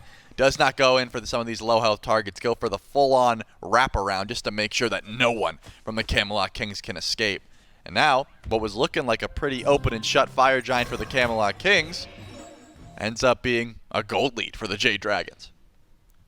Yeah, to the tune of about 1,200 for the Jade Dragons. Remember, this is a team that was just 2,000 or so down before that Fire Giant fight. And it's not like the Jade Dragons got a huge Fire Giant and they pushed a bunch of lanes all at the same time. Those towers are all still standing. They dove at tier 2 when T1 is still up. Now it's Mike to try and defend Primal Fury, but with 5 of the Kings nearby, this would be a hard ask for the Sobek. Primal Fury to the Camelot Kings, and no commitment to a fight immediately after. It is, we get the objective, we bail out the instant that we have the opportunity to do so. Jade Dragons group up for a tier 1 in mid, though. This should go down for absolute free. Half of the Camelot Kings went back to base anyways. So the tier 1 goes down in trade. Definitely worth for the Camelot Kings, of course. With no objectives to really go for. Seems like that's going to be all the scrapping for now. Sure, LASBRA and Nika still hovering on the right side of the map. And this is where this all opened up, right? I mean, Nika is a little bit far forward. LASBRA is with him. They're grouped up. Variety says, hey, I'm going to ult you guys. They say, okay, well, no one's nearby. Why do we care about that ult? Turns out CaptainTwig was going for the deep cutoff. Ends up killing LASBRA. You get that opening. You turn that into a Fire Giant pull. But now it looks like it might be a little bit of aggressive play towards Mike and VaporishCoast. Mike's got the juke shoes, though. Doesn't care about the impale. He's able to get out no problem at all. Yeah, I'm thinking this might be a stall out until the next Fire Giant J-Mech, or maybe a Pyromancer at that point. But still, unless we're fighting over Titans in the next couple minutes, there won't be too much to fight over. And we will see Beacon for at least a couple more minutes before that one actually spawns back in. A bit delayed on its third respawn by all the fighting around Fire Giant. And that deicide for the Jade Dragons that brought them right back in this game. Not that they were too far out of it. Remember, again, it's only about 2,000, 2,500 at any given point that the Camelot Kings had in the lead. The Jade Dragons able to reel that one back for themselves. 1,700 up in gold. 6K in experience, but level 20s just now starting to be hit for some of these Jade Dragons players. Nika, LASBRA, Coast all hitting that point. Dardez almost there. Just now actually taking over to 20 in that moment. And maybe the most dangerous part of all of that, Trelly, that prophetic cloak now fully stacked up for Dardez. It was tough to kill him before he had the cloak. They got the Kings got him one time, almost got him a second in tier 1. Now it's even that much more difficult to kill this god. Yep, speaking of difficult to kill, Variety's not that at the moment. He's actually No. surrounded by 3, trapped, plucked away. Doesn't have the leap to get too far, and it looks like Nika and LASBRA will be able to confirm this one. Coast goes to the sky, though, trying to fly into CaptainTwig. How much damage do you have with the grouping of the Camelot Kings? Even though they're grouped, they still had to force the Mystic Rush. What even tagged him? It must have been a crit and a potion from Dardez. Apple is there, ultimate from Quig. Oh my But that's not goodness. going to buy enough time. That's not going to help BMT. He's not linked to the Aphrodite. Mid laner down on the Camelot Kings. It's the Jade Dragons all day. The chase is there with the potion toss from Dardez to keep up the fight in mid. But it's Jarcorrr who takes down a tower, goes for a 2v1 and loses that battle. CaptainTwig down. Quig knocked down in mid. Dardez with the kill. It's a deicide once more for the Jade Dragons, but there's not much that they can go for. Fire Giant's back up. Seems to be the call for the Dragons to head to the objective. I mean, what a split engagement there from the Camelot Kings, or call it an engagement, I suppose. Variety gets caught out by himself over on right, teleports in, might even beat to another death if he's not careful. Can go for the stall here onto Fire Giant. It's low stakes, but that's the best call Variety has. You already teleported in. You might as well go and try and make a miracle play. There is a runic bomb in pocket for Coast. Variety blinks past, but gets silenced before he can jump. Does leap away. Dardez got to chase him out. Ultimate will only hit Coast, and Variety dead before the animation's even done. The Fire Giant to the Jade Dragons. An extra kill in pocket along with it. Now 18 total for the Jade Dragons in game number 2. And a 5,000 gold lead up. Only 23 minutes in. Third beacon started the cap there for the Dragons, but with the lead they have, they might just leave this one up and continue their push down mid. And why not? Who's going to stop you, right? Look in for PolarBearMike. Does take a lot of damage, but it doesn't seem like he can be finished. And it's actually Quig who's going down. LASBRA in the sky. He's going to find it. And Jarcorrr jumps in just to try and peel as his support goes down. CaptainTwig to the middle, though, of 4. Doesn't get the damage he's looking for and can't save the Phoenix. The Jade Dragons, they didn't lose anybody on that push. Dangerous waters for PBM, but able to get out of that fight. The Camelot Kings lose their support once more. They lose their Phoenix, and now an Oni Fury. They get some Oni Fireways pushing down mid, as Mike will go ahead and cap the 3rd beacon and send the Titans marching down right. Well, those weren't dangerous waters. Mike is the danger in the waters. He lurks in them, if anything, so I don't think he was too worried. He said, my team's got my back. I've been around this neighborhood a bit. Yeah, I'm the Croc, so as long as I have my squad around me, doesn't matter if I miss a pluck or 2. Even so, Camelot Kings, again, I gotta dial this back, because the fact that that wipe even happened is puzzling. The fact that we're this late in the game and the Camelot Kings were so split up. I mean, Jarcorrr just splish pushing over on left. That makes sense. He wanted some farm. No, CaptainTwig gets flown to it. Mike was just waiting for it. Waits out the overhead kick, finds the pluck. It's going to take a bit, but this Robin should go down. There are no Camelot Kings in sight. You can't be split pushing with Chernobog around, man. Just a free dash target. All Coast has to do is jump up in the sky and say, hey, I see you over there. Jumps in, and especially when he's got backup from the Dragons already on that side of the map, it's just that simple. For the Jade Dragons Hunter, 4, 2, and 12 for VaporishCoast, a 7 and 1 Baba Yaga so far. By the way, I forgot to shout out CaptainTwig earlier. Some silver linings for him. Hit his 4,000th career kill this game, but it might end up being a loss for him and the team. Plucked by Mike. A gets out, or should say beats out by Jarcorrr. BMT gets the ultimate from Quig to stay alive, but it's another Phoenix taken by the Jade Dragons. The Camelot Kings are just getting shoved into a locker inside their own base at this point. Wow, I mean, night and day difference between the siege of the Jade Dragons. We had such an issue with them being able to close out games with 15,000 gold leads at even earlier numbers. But now, it just seems every time they show up to a Phoenix, they are able to siege it no problem. Left and mid down. Titan still pushing up the right side of the map. The Jade Dragons in a commanding position, surging forward. I had a bit of an issue with CaptainTwig's build earlier, right? He tried to dive Dardez, didn't have any sort of penetration, does have the serrated edge, but I haven't even get to see him do damage yet. It's been a lot of just running away or being caught out of position. In fact, I wouldn't even say that far out of position. It's just the fact that Chernobog can fly to you at any moment means if you're not with your team, you're out of position. And that's the case now. You can see the Camelot Kings all attached at the hip. No one is spreading out of the pack. It's just LASBRA who's going for a little bit of split push, but is he split pushing or is he going for a wraparound?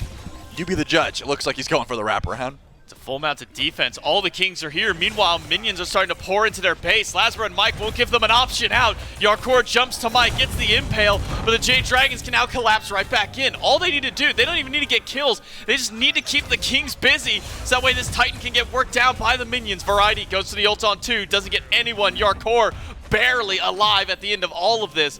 Somehow no one from the Camelot Kings falls down. The Jade Dragons, their work is done. They've knocked down 2 more towers. Yep, and they get one more tier 2 as well. Big gold in their pocket.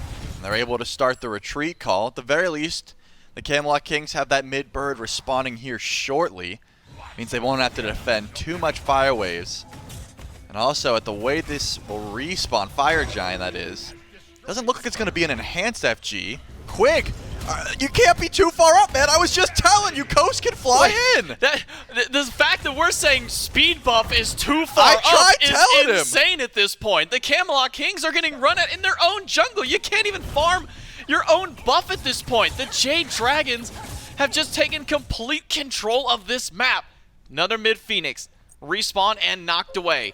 Wait for Dardez's ult. The Jade Dragons. Camelot Kings. 3-man defense once again against 5 of the Jade Dragons. LASBRA waiting to the side. He's got Jarcorrr distracted. The stun is good. The damage is not enough. Jarcorrr gets the shutdown, but all the damage was to the Titan instead. The distraction of LASBRA on the left nets the Jade Dragons their win in game 2. And this was about as bad of an early game as you could really have here for the Jade Dragons. I was really starting to doubt their ability to find a way back into this game. Jarcorrr that like he could do no wrong, 3-0. Every time he walked up was getting some big plays done. But it was that big mishap where Jarcorrr stays over on left, Variety and Dardez have a little bit of an interaction where they're trying to defend Fire Giant, but Dardez is taking no sort of damage. Mike was essentially defending Fire Giant by himself up until everyone started rotating in. They stalled that fight so perfectly. You lose FG on just about everyone, and then now the Jade Dragons are in about as commanding of a position as you could ask for. And I mean, even before that Pyromancer, it was looking really strong for the Camelot Kings, because Nika gets soloed by Variety on one side. Dardez gets dove in mid and killed. VaporishCoast is limping away from Jarcorrr into his own backline, 2 levels down, and then gets killed in the back. Literally all 3 lanes experience a death within 5 seconds of each other. But then that fight at Pyromancer is where things all turn around. It all comes up. Jade Dragons, who take game number 2 and the lead. Can they close this one out in 3? We'll find out after this break.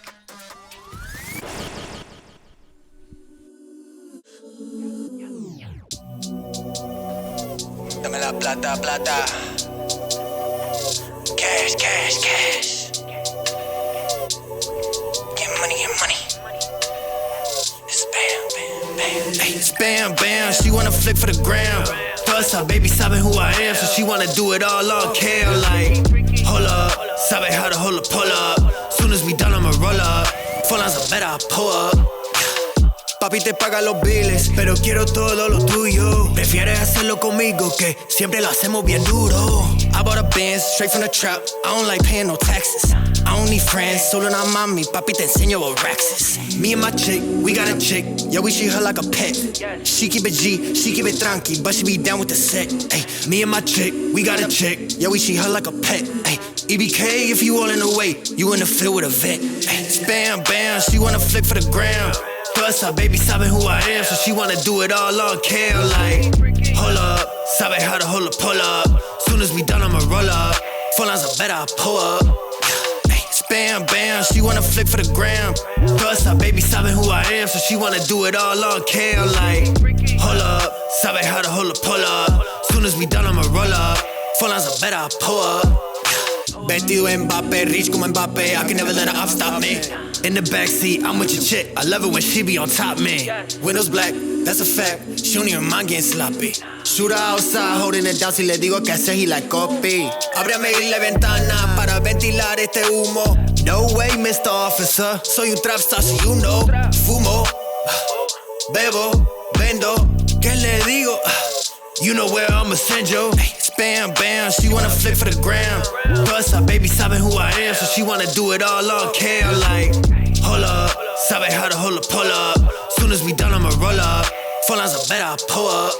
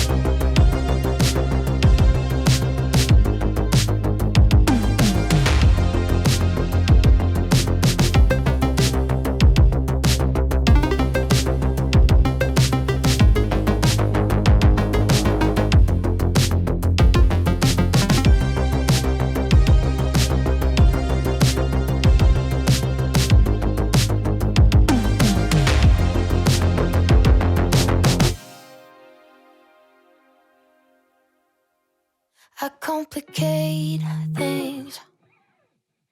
One of my many skills. I'm making things up, all in my mind, 'cause I analyze their body language. I hear every change in their tone. Maybe they hate me, somehow I blame me. My mama said, that's just the weight of the world. It's not personal, it's just how it works. Don't be angry for too long or get burned, 'cause that's just the weight of the world. Now, shake it off. Now it's personal, it's just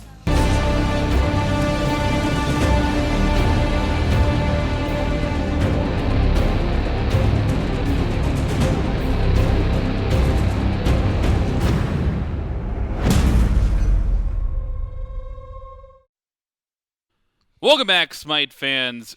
Jade Dragons take game number 2 in a dominant fashion. You still got Frog, you still got Inbound. Before we get to any of that, though, we got to congratulate CaptainTwig. CaptainTwig in that game hits 3,000 kills. He is at 3,001 now, if I have done my math correctly, and I think he's standing at third in the leaderboard. So a lot of despite the loss, this might be he breaks over 3,000. That might be the momentum the Kings need to get back into this set.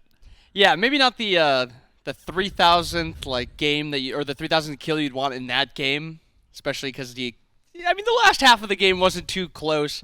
But congratulations to Twig passing that 3,000 mark. Coming up on Cuvo, who's no longer in the league. Maybe a potential for him to actually cross over into second place, maybe towards the end of this year. But tough second game for the Kings. Not just for Twig, the Kings as a whole. It was how should we say this? It was a really good first part. I think we can highlight that first. The Kings played very, very well in the first part of this game. And then the comp that the Dragons had came online, and boy, it came online, and it was strong.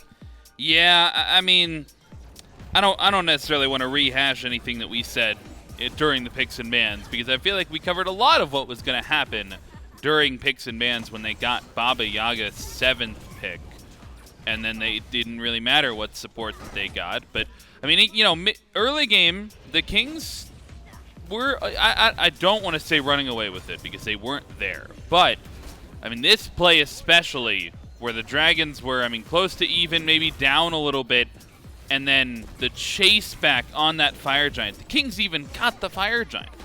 And then the Dragons just hold W, Nika teleports in, Rats back from base, and they get a complete wipe. I mean, we don't even see deicides that often, and the Dragons got 2 different ones in this game. And the first one they got, they were behind going into it. And yeah, I think it's wise to highlight that fight, because that was the massive turning point. A deicide that doesn't end the game is very rare, like you said. And looking at the numbers, I mean, Dardez 7-1-9, 26,000 damage dealt. And that was a 7th pick Baba. This was not a Baba you had to pick top 3 before that next ban phase. Agni was banned before it. The other god, Terra, was banned before it. And LASBRA, again, on this rat, has performed. It almost seems like the Dragons are just comfortable drafting whatever strong god comes through, and they'll give the other one over to the Kings and say, we can just do with these gods better than you can with those gods. And that is not a spot you want to be in if you're the Kings. Yeah, I mean, they've got to go back to the drawing board, it feels like, on these picks and bans, because I don't think, number one, I don't think they can give away as many strong picks as they did. Full stop, sure. period, full stop, right? That statement, I think, stands strong in and of itself. But even past that, I'm not sure that the Aphrodite first pick is getting the value that you need it to get out of a first pick. And you highlighted that this is something they're taking away. It's not just Aphrodite is super strong, we have to first pick it. It is Aphrodite is strong in our hands and in their hands. That's why we're taking it away. But I think that's very correct to highlight that it's not been enough. This Aphrodite has not been enough. The Chernobog, even though you had it in that first game and you didn't win it, that game it was a lot better than this current game. That Aphrodite maybe push it down the ladder a little bit. It doesn't have to be just gone completely, but it's definitely we need to lower the priority on that pick. Hopping in to P's and B's. Kings taking first side again. You like the first pick side again for them? Yeah, I mean, they believe they have confidence in the prioritization, right? And I don't think there's anything wrong with them coming in with a plan. And I don't think in this set's meta, I don't think you come into P's and B's like this without a plan. And given how fast these bans have rained through, they've got to have something cooked up. I'm looking at the other side.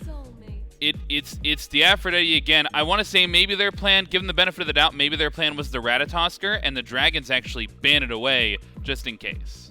But that means Lance was let through, which is kind of Twig's best pick. I think we can both agree that it's either his first or his second best pick with this Ratatoskr banned. And the Dragons now just go, okay, you can have the Afro, that's fine. We're going to take Twig's Lance, which we let through, and we're going to take this Chernobog again, which looked fantastic. However, really great pick there by the Kings. I think this Ama pick going down to third for the Dragons on the second side last game, and this Baba.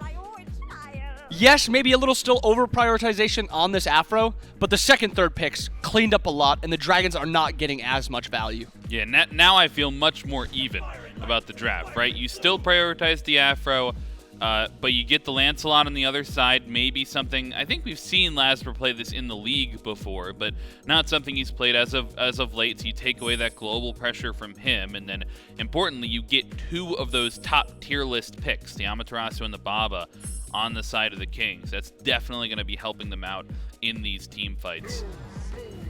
This is a race, dude. They're tearing through. They're racing to the bottom, especially after last time. Notably, the biggest highlight for me, there's no Anhur. And that is surprising in itself. And then also, they're letting Twig have Ravana again. They're banning gods that he has not played since, I think, at least 2 weeks ago. They're banning away the Naja, banning away the Fenrir, giving up the Anhur, giving up the Ravana. I mean, are you going back to these picks? They've had value. Are you staying with them? I think you'd be crazy to not go on her here. I can agree with that. I think Jarcorrr had a fantastic game. Despite the loss, I think he did a lot for their early pressure. I would really like the Anhur again. It doesn't even make sense to meet the hesitation, to be completely honest with you. But I think that pick's still up for Twig. You get a little bit of that facilitation with the Ravana, and I think for the first time, maybe your dive almost feels more in sync, right? Ravana plus Xing Chen, you want Beads Burn for the Xing Chen, you don't have it with Ravana. You want Beads Burn for the Cerberus, you don't have it with Ravana. With Ama, you're both just walking forward. So I almost like the Ravana a little bit better, but with Twig's God Pool, things like the Hun Batz come to mind, things, that he's played good in call the on past, the Batz. but I think it could be, and they hover on her. I mean, I think this composition as a whole comes together much, much better than their Game 2 draft. I cannot agree more that this P's and B's by the Kings 100 times better than we saw that Game 2. I think that Game 2 was maybe a mess up, and maybe they just didn't think the Baba was something that they were going to opt for, or maybe they just forgot about it. It sometimes just happens. Sometimes you make these little blubs or glubs or whatever they're called in draft, and you mess up, and you give up Baba 7th.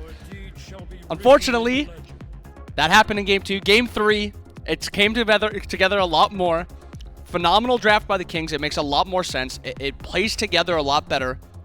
And the Dragons, with their 10th pick, go for the Guan Yu. Are we going to see the second Guan Yu support player? We've seen it with Aurora.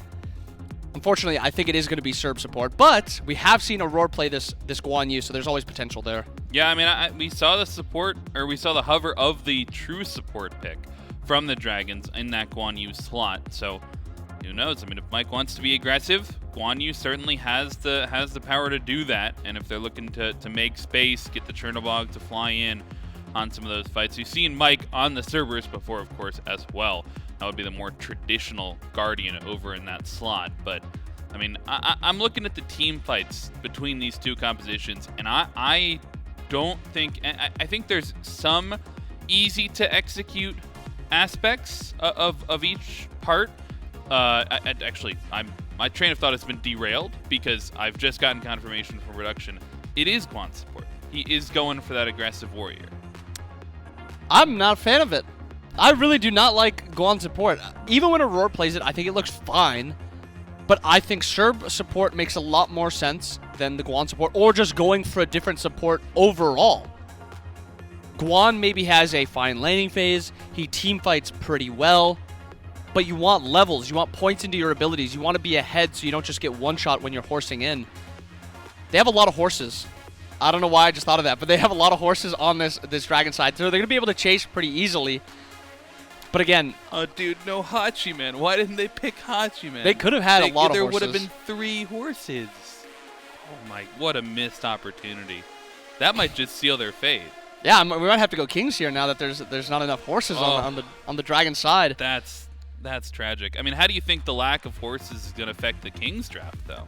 I think it's fine. I think you either have to go all horse or no horse, and they've opted for the no horse side. And I think when you really look at the Kings comp, you look at how it's going to be played. This is not an easy comp to dive. It is not. Baba has a lot of survivability. Aphro provides a lot of survivability to the backline. Even though they do have a lot of dive, and it might sound funny, but the horses do provide a lot of dive, a lot of movement speed when they go in. But it's not a ton of damage to actually break through the survivability of Baba and of Aphro. I'm almost leaning Kings on this P's and B's and by a pretty good much. I think the Kings comp is just quite a bit better. Well, no blubs, no glubs this game. All Kings put together the draft that they were looking for. When with backs up against the wall, they've got to take this one. Game number 3 right around the corner. No more horsing around for these two teams. It's right into game number 3. Jade Dragons up 2-0 over the Camelot Kings, but a strong draft here, Trelly, drafted by the Kings. You've got the Hunbats for CaptainTwig, something that, honestly, I've been begging to see more of from him just because of how strong he's been on a pick like this. Variety gets a great solo lane option. BMT gets probably one of the top of the tier list mid laners for himself. And then this dominant duo of the Aphrodite on her once more. Feels like Camelot Kings got away with just about everything they wanted in this draft. Yeah, this is a pretty gross top 5 there for the Camelot Kings. Not to say that the Jade Dragons didn't get some tools as well. The Chernobog, still extremely impactful. Loved VaporishCoast on that last game. The Guan U support. I'm interested to see how it's piloted this time around. I've only really seen Aurora play it recently. Sometimes to some success, sometimes, gets farmed early and never really gets online. So I'll have to see how that continues. But the Lancelot as well. Definitely a highlight for me from any draft. Just has pretty good die potential. A lot of decent engage and survivability, which is not a bad thing for a jungler to have. It's going to be an interesting team fight as far as I'm concerned. You have a pretty easy engage with Variety and CaptainTwig for the Camelot Kings, whereas on the side of the Jade Dragons, yeah, you can count on Stingy and Torment and the Cavalry Charge, but not always going to be the easiest time to chase down some of those kills, especially if Quig is on point with Undying Love. Could be a bit of a problem. But if I've learned anything from watching this set so far, it's that Quig and Jarcorrr find pressure. They are able to get it early. This Anhur and this Aphrodite should be winning lane, and that is exactly what they're doing as of now. I assume they're going to continue that trend. Well, now, difficult part for PBM is being able to go for this safe lane clear and poke. That Talon Assault, as showcased at least once already by Quig, can just be stunned out by the kiss from the Aphrodite at any given point. So Mike's got to be cautious when using that ability around Quig. That way he can try and get at least the most value from it as possible. We did see some low health bars over in the solo lane, but with their potions in hand, with the self-sustain that both of them have, whether that be Nika jumps on a wave or the heal from Variety, LASBRA, mosey on through the jungle, heads over to the mid camp, keeps BMT from going towards that one. And kind of talk about maybe a swing here, Charlie. Usually we see CaptainTwig having the Lancelot banned away from him by just about every team. Very rarely is he allowed to actually pilot the god. And the first time it gets left open, the Jade Dragons just sweep it out from under him. Yep, they don't even let him get the chance to play that Lancelot. Unfortunate, but hey, Twig loves himself some Hunbats as well. That's what I'm talking about. You have okay beads burn on the side of the Camelot Kings, which means CaptainTwig is going to have to rely on Variety a bit to try and burn those beads for him. But once those beads are down, you can have a field day With an early rotation from LASBRA, I was going to say, do you even find an opportunity to go for a gank? Looks like no, with the healing from Quig and the fact that Jarcorrr had leap. Be able to just back up there. But shield buff still goes the way of LASBRA. You can tell these junglers are playing this one slow. You don't really favor your 3v3 if you have the Hunbats early on, so I can understand why CaptainTwig just went over for the cooldown buff on the right side of the map and said, hey, you guys can have the usually more sought after, more valued shield buff on the left side. LASBRA tries to go for his patented speed buff steal on second spawn, but he's done the trick one too many times now. Teams have adapted to it. You saw BMT and CaptainTwig had already back to base. We're heading up through the jungle. Said, all right, cool. Our speed buffs are coming back up.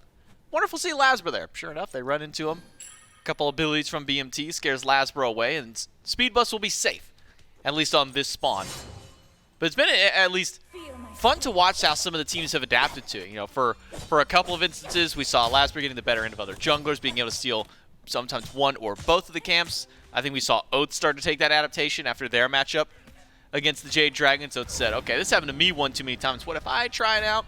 Haven't really seen any other teams experiment with it just yet. Yeah, it can be risky, especially when you don't know where mid laners are. That's been a real wrench in some of these jungler sides just then. I mean, BigManTingz rotates over and says, hey, I know you could be going for this, so I'm going to stay in position.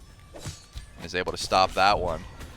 We talked about how hard it is to kill Baba Yaga. That does not change. It's not a player-specific thing. Tings is still going to be difficult to try and deal with because of the survivability that Baba Yaga allows, because of the ease of building defense. Is going for the normal Book of Thastar, where of course Dardez has been going with his Conduit Gem, the Party Punch, the Claw Shard, just as much early damage as possible to try and get you to level 5. That's where Agni gets a lot stronger. You know, having to rely on Flame Wave is not easy. You have to get essentially right up in the melee minions, which is not a good time. You are so close to everyone that's trying to poke you out. Baba Yaga outranges you pretty easily until you get access to that ultimate. So Dardez bridges that gap and is now able to just try and poke as much as possible, and that's kind of been the case, right? This Agni is just outranging and bomb stunning everyone across the map, trying to keep those health bars low, trying to make sure the sustain doesn't matter as much.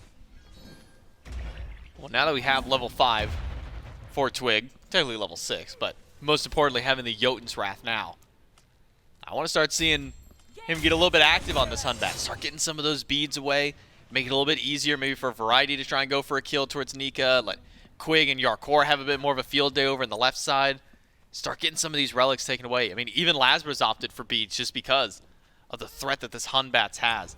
This has been CaptainTwig's most played god competitively over the course of his very long SPL career. On a pick like this is one where you might have a little bit higher expectation of him, kind of sitting by and watching. So I want to see CaptainTwig start to get active with this god. I mean, he kind of has to. I don't think the beads are going to be forced for him any other way. So if he wants to find a kill, it's going to be 2 ganks, more than likely, right? You go in first, drop that ultimate, or use it just to get some mid camps. That is also a way, because the green buff was pulled there. I can understand why he dropped it, but you don't have much kill potential as a Hunbat at level 6, so I can understand not valuing that ultimate too much.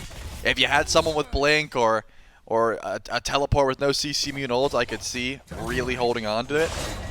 But you're just not going to find that value any other way. LASBRA does steal away the blue buff from Variety, and Mike steals away the purple. Man, Jade Dragons are not letting the Camelot Kings pick up any of these buffs. They are just ruthless across the map. But still, despite that, CaptainTwig does have the level advantage over LASBRA for now. I believe LASBRA got one of those 3 Harpies.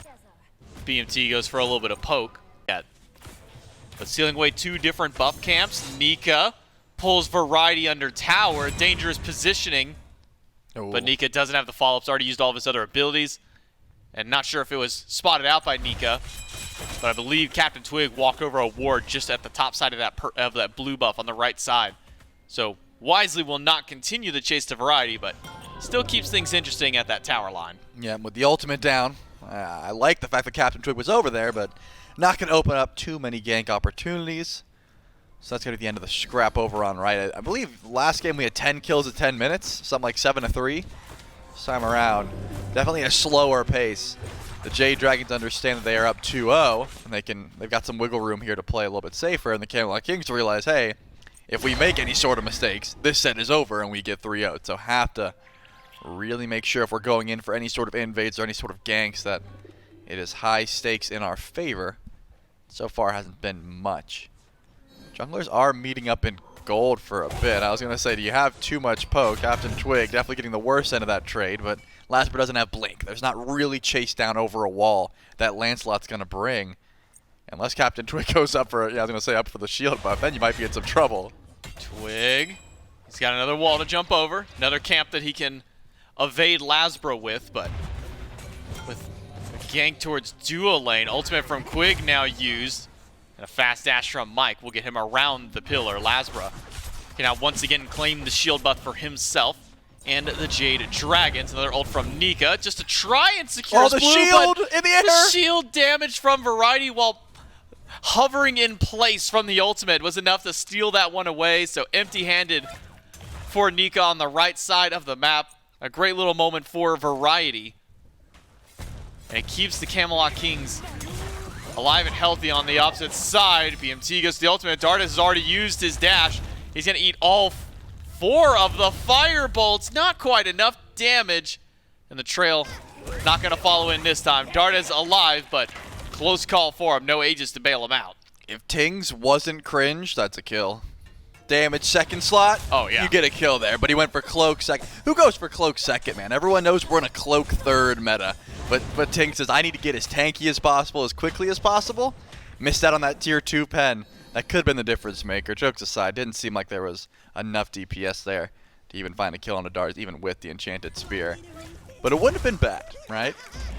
You want some extra bursts as early as possible, but it looks like Tingz is just going to scale. And that tells me the Camelot Kings aren't forcing much, right? If you're telling Tingz, hey, you can go ahead and build this cloak here, this provided cloak, we're not looking to fight, we're not looking to force anything. Maybe once Variety rotates out of lane, gives that Shoguns to the team, gets that Ama passive on objectives, you look for a little more action. But for now, seems like defensive, just focusing on farm is the Camelot Kings MO. LASBRA has definitely still been getting aggressive positioning-wise. He'll take any fight in the jungle. He'll be on the Camelot Kings turf more often than not. There's just no one out of position so far. It has just been some little scraps with CaptainTwig in the jungle, and even that doesn't net any gold. CaptainTwig wasn't fighting over camps, so yeah, it's a shield buff. Not gonna be the biggest deal. He's just kind of been moseying around to the right side of the jungle. Hasn't really gone for any big steals just yet. He'll rejoin Dardez in mid just to help clear out the wave. Dardez can head back to base and finish up his second item. Prophetic Cloak already done now for BMT with 5 stacks in hand at the moment. Do see CaptainTwig on the right side one more time. Could go for this blue buff steal. It was stolen away by the shield while in midair from Variety last time. With CaptainTwig nearby, it should be an even easier steal with even less wiggle room to have to deal with. But LASBRA is on the way, a beeline on the horse to try and stop CaptainTwig. Over its Master Use, the blue buff is stolen. The slow there, and an ultimate now from both Nika and LASBRA. They gotta turn around and try and take down Twig, and they do so. First blood for the Jade Dragons. VaporishCoast just ulting over for the assist credit at that point. Yeah, if Coast ult's over, it will be able to make it back in time for this wave as long as the purple buff isn't invaded. Not going to be the biggest deal for Coast, but beautiful play there from Nika. Wanted to send the ult over and then immediately realized that LASBRA was not going to be able to help if he sent it over, so makes it back to the wall. Easy confirmation. And that means CaptainTwig goes down. Doesn't have the beads, only blink available. So that's a great rotation in. I thought LASBRA just lost Nika's blue buff and that was going to be the end of it because he wasn't there on respawn, but I think you'll take the first blood over the blue buff. That's the first kill we've seen all game, and it's probably not going to be the last once this beacon spawns in. Should be Camelot Kings getting over there quicker. That has been the call. Usually Variety has been the one that's rotating a bit late towards these beacons. In fact, the Jade Dragons have been pretty on point with getting there early. But Variety once again has teleport up and available, whereas Nika already used it. So booking it there on foot doesn't seem too easy. And actually, okay, I saw Nika jump over the wall. Now he's just going to go back for the wave. So he's not going to be there on respawn. Will not have the time just yet. Minion wave does arrive there, so he's able to at least drop that one down. But the beacon is up. PBM first on deck for the Jade Dragons. 3 Camelot Kings standing by. Poke from BMT is good, but Dardez is equal at this point with those bombs. Able to rain some fire back to the Camelot Kings. 4 versus 4, solos and hunters on the way. PBM goes up into the cavalry charge, but he's only going to find variety at best. And it's a Fear No Evil onto Mike and a full collapse to the Guan Yu. The Camelot Kings have struck first in the fight, but LASBRA wants to keep this fight going himself. Does have access to the ultimate, but has to use it defensively. The Joust Field to get back under the tier 1 tower. Beacon number 1 and a kill to the Camelot Kings. Yeah, and see, that's what I'm talking about. That is a play where Nika should just stay in solo lane and not make the rotation. If you're going to rotate late, you might as well not rotate at all, because I think Mike only uses that cavalry charge because, oh, Nika's coming, maybe we can fight, I'll go in. You don't have teleport, you can't get there in time, you might as well just push 2 waves under.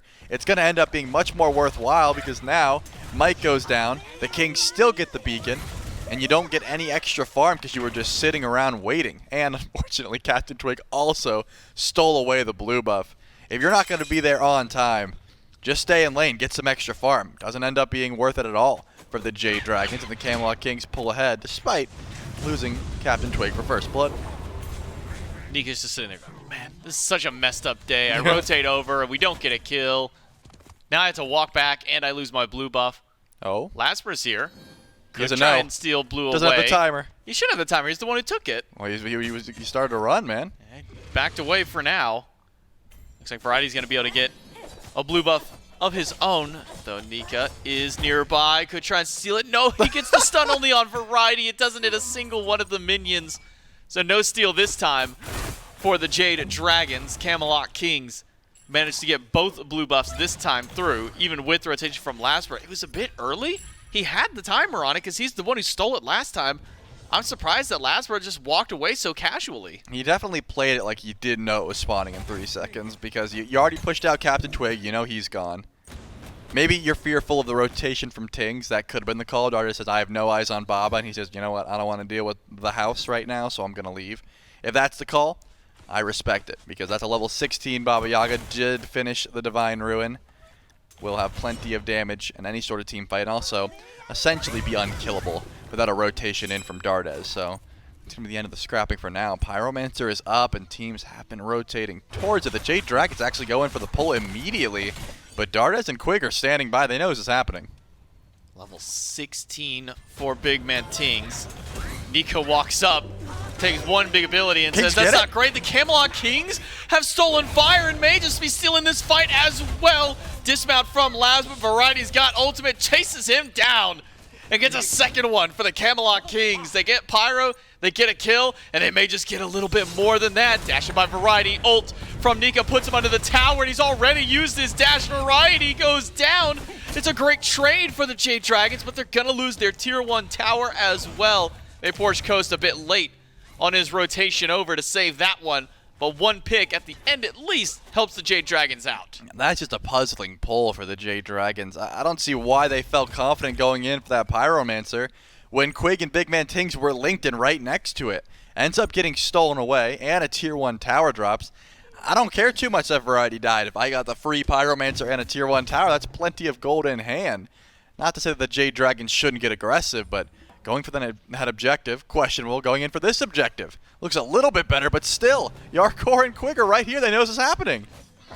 Drops away the ward.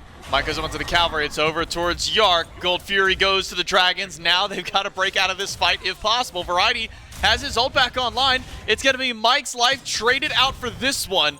Kill for Variety, but now Nika gets caught. Slowed down a little bit. Does have a tier 1 tower to try and bail out, but he's just spending as much time as he can. Picks up 3. LASBRA goes in to try and get the damage, but it's an Aegis from Jarcorrr to immune out most of LASBRA's damage. Now has to dive under tier 1 of his own to stay alive, but he just can't. It's a double kill for Yark and about to be one for Variety, if not for the help of Dardez keeping Coast alive. Yep, you get the Fury, you get a kill after the fact, but still lose 3 in tow. Mike is always going to be the target there, and unfortunately for Coast, you're going to lose your purple buff as well. The Camelot Kings have been on point with just being near these objectives at all times.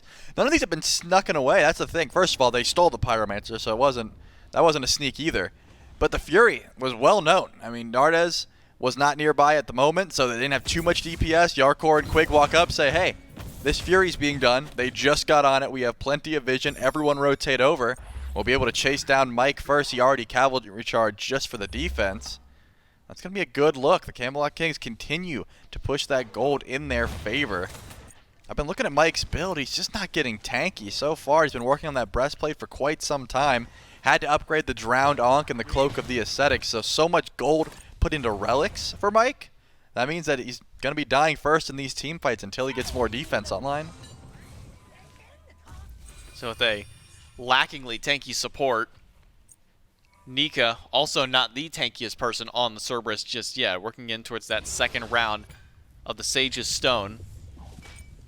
So now, Camelot Kings can go ahead and cap second beacon. We started to see some rotations towards fire. Doubt that any team were going to go for a pull at this point, but similar to what we saw last game, Jarcorrr better into the fight over in duo. He'll actually fly all the way to the right-hand side, but it's right to Variety. Gonna need a little bit of help from Nika. Ultimate from Variety will not stun out, because actually it does. He doesn't time it right, and instead he dashes right into the stun. Variety gonna send the Jade Dragons on a wild goose chase to try and take down this Amaterasu. The damage is there from LASBRA. Will be a kill for the Dragons, but took a lot more effort than they were probably wanting to get that one. Yeah, I mean, Coast flies. I thought he was just going to go on a Quig and escape and just try and get away. But he ends up turning it into a pretty impactful ultimate. Jarcorrr didn't even get the tier 1 tower over on the left, so not going to be the end of the world. But now Jarcorrr is rotating in because Pyromancer spawns any second now. The Camelot Kings without Variety still standing tall. And remember, Variety can join in just about 5 seconds once he spawns in.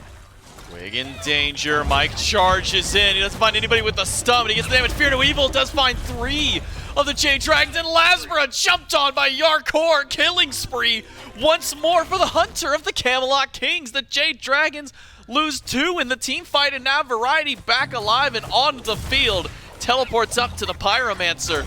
The Camelot Kings can grab not just one objective, but start up the second one. Dardez nearby has bombs to try and steal this one away. That's if he gets the opportunity to do so. He's being zoned out by Quig and Yart. Can he get the last bomb in for the steal? No, he cannot. The Camelot Kings get the fire, and maybe one more as Nika's chased out. I am baffled at how the Jade Dragons think they're ahead. They keep pulling everything as if they have some sort of lead, right? They go in for the Pyromancer. Mike cavalry charges forward. He dies before he even gets off the horse. He's not tanky enough. They don't have enough damage. They don't have the manpower to make these plays, but they just keep on making them, J-Mac. The Camelot Kings are essentially getting spoon-fed this win. They'll take all of the free objectives they can get. Dardez had some decent damage. Nika goes to the back line, but how much is a level 15 Cerberus going to do? Turns out not too much so far. Level 19 for Tings, for Twig, and for Jarcorrr, who essentially just auto-attacked LASBRA the whole time when he tried to 1v1 him in the backline and ended up out-trading him relatively easy. I think Yark was still like 60% HP at that point, so did not fear this Lancelot one bit. Camelot Kings can do no wrong. They're going to push up left lane, and if this game has been going, if we're going to take anything from the history of this game so far, the Jade Dragons might try and force a fight here, despite being so far down. 2 to the right, 2 in mid, 1 left. Trying to take out a tier 1 tower on right. Maybe not the best trade out when the Camelot Kings are about to knock at the door of your own base. Phoenix now under fire. 3 members of the Jade Dragons here. 1 back has been stopped by Variety. He's going to at least keep LASBRA busy. The Camelot Kings give it up just like that. As soon as their minion wave goes down, they back away. There's not much inside the jungle to do, so it seems to be just a rotation towards mid. Take down this tier 2 tower. Maybe just try and sweep all towers off the map. Not going to be a terrible call. The Jade Dragons are here, though. Going for a soft defense already. Tower at half health, so this tier 2 looks like it's going down uncontested. But LASBRA's getting some farm over on the right side of the map. Does have the wave as well. Doesn't look like he'll get caught out, though. He should be able to go back before that wave catches him. And he will. The archers were close, but didn't do enough damage. So all tier 2 towers are wiped off the map here for the Camelot Kings anyways. They get some gold in their pocket, and it looks like they're just going to full-on retreat here. With a minute 40, they would have time to go in for another push if they really wanted to force it, but does not fit their MO. All of the fights they've been taking have been started by the Jade Dragon, so they don't have to get aggressive It's only 22 minutes into the game. I understand not wanting to dive a Phoenix this early. And we'll have Coast and LASBRA trying to get some free farm of their own inside the left-hand jungle. Meanwhile, Dardez does hit level 20. He's just trying to power farm the last bit of his gold needed. Still about 1,000 before he's able to upgrade that starter item. We really start to see maybe that damage spike come through for the Agni. So Camelot Kings still have another minute to play with their Fire Giant buff. Could see a group up in one of these lanes try and march towards a Phoenix, and at least that's the call over on the left side. Dual lane plus BMT grouped up. CaptainTwig and Variety on the way. This might be the last push that we see with these final few seconds of the Fire Giant. They're stepping forward. They've got 40 seconds. It looks like the Camelot Kings do want to try and go for a Phoenix attempt with an Aphrodite ult and Jarcorrr essentially full build minus the gooseberries. Yeah, I feel why they're confident stepping forward. Jarcorrr have to jump out though. They're going to go in. They have to go in on this next wave. They only have 20 more seconds on FG. Last chance with Fire Giant, at least for this Fire Giant buff. Camelot Kings grouped up full 5. LASBRA off to the side. Could try and make things interesting for the Camelot Kings to push in. They've already got ultimate away from Jarcorrr. It's a dive in. Nika only picks up Variety. Fear no evil is enough to bail Variety out. The jousting field is there. LASBRA doesn't connect. The final shot of damage for the kill. The Jade Dragons, they don't grab any kills this time through. It is a Phoenix for the Camelot Kings, and Fire Giant respawns in just about a minute. That's a sick undying love for Quig there, just to make sure that Variety gets out with his life. Losing that left side Phoenix hurts the Jade Dragons. They still have the ability to step up to this Fire Giant thanks to VaporishCoast. Send him over to left, let him clear the wave, and he can always ult in. Actually, dashing into the Pyromancer. They got to get this one quick. The Camelot Kings are still nearby. I guess they didn't hear it or don't care enough. Pyromancer goes down to the Jade Dragons. They should be able to get back, but now the Camelot Kings they've sent the Titans down mid lane. Fire Giant spawns in here shortly. There's going to be Fire Waves over on left. I was wondering if LASBRA was going to go for the full-on wraparound or if he's just stealing farm. Looks like stealing farm, and I think that's probably the smart call. My man's got no relics to his name and no Grand Joust for a couple more seconds. He walked through the camp, saw it was down, and then immediately the icon pops back up on the minimap, so you see him do a full 360, or I guess full 180. Goes back, takes that one down. The Camelot Kings not interested in the jungle camps on left side. Instead, it's all about the one on right with a Fire Giant going back around their waist one more time. Camelot Kings, for the first time really this entire set, in a commanding position up against the Jade Dragons. One Phoenix down. Titans now marching up the mid lane. Don't got to worry about trying to fight around Fire or Titan. The Camelot Kings to simplify that. We'll take the Fire Giant now for ourselves and then start dealing with the Titan without the Jade Dragons full force there. There's only 3. Variety taken down to about half HP. Doesn't have his teleport just yet. We'll need to rely on his own heals plus Quig to stay alive. Yeah, you could tell that Coast was about to back, decided against it, but stopped.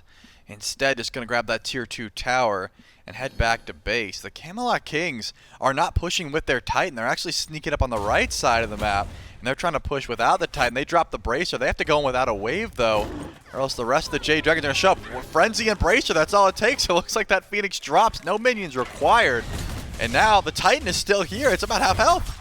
And now the Camelot Kings collapsing in. A fight back potential from the Jade Dragons, but with just a Fear No Evil thrown through, the team fight disperses instantly. As soon as we thought we'd see a breakout, CaptainTwig drops one big circle in the middle of 3 players of the Jade Dragons, and it stops that in its tracks. Camelot Kings have 1 Phoenix left to deal with.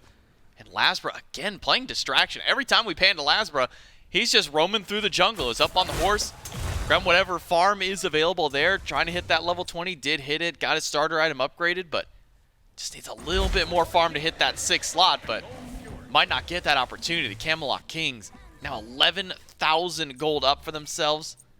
It's making it very difficult for the Jade Dragons to fight back. Haven't had to so far. I think the Jade Dragons decided, hey, we'll defend EFG, but anything else, let's just back up and get as much free farm as we can. Anytime the Camelot Kings group, LASBRA, is on the other side of the map stealing farm. He was able to get some back camps. He took away BigManTingz' red buff. Blue buff wasn't quite spawned in yet, so he couldn't grab that. But just trying to limit the farm and the buffs that Camelot Kings can grab as they continue his dominant performance. Mid-bird, another minute 30 left on Fire Giant. That's the target, but left side Phoenix will spawn in. I think the Jade Dragons gotta try and defend here. You lose 3 Phoenixes, or I guess at least 2 once this one goes down. Could be trouble. You're not really in a position where you can defend DFG, but here we go. Dragons got a mounted defense, and it might just be this one here. Mike's still holding on to ultimate. He's got to go back to the base. The Camelot Kings can push in once more. A little bit healthier for themselves. A frenzy used, but Nika still holding the front line for the Jade Dragons. Both he and Mike have been sent back to base again. The Camelot Kings just relying on the sustain from Quig and this Fire Giant to keep alive. LASBRA trying to go for the wrap around the back, but he's been spotted out by Variety. Has been spotted out. Can't get him off the horse. Unless a rotation comes in, which doesn't look like it will. So LASBRA gets to run away. Oh, they are trying to cut him off here. But the blink and the stuns from Dardez stops that in its tracks. That's some beautiful damage coming from the Agni. There are still 2 Phoenixes available. The minions on Titan aren't going to hurt too bad. So far, the Camelot Kings haven't went in for a true coordinated defense. And honestly, Tingz' ultimate is going to be back up soon. They might have one more chance with this Fire Giant buff, and they're stepping forward. LASBRA wanted to head back, but he really didn't get an opportunity to do so. Variety goes in. The Jade Dragons trying to defend. Let's take a listen in with the Dragons. Try their backline. I'm out. That's I went with prudent, but they're not gonna kill. Stay alive. They'll get right. Yeah. That fire's gonna run out.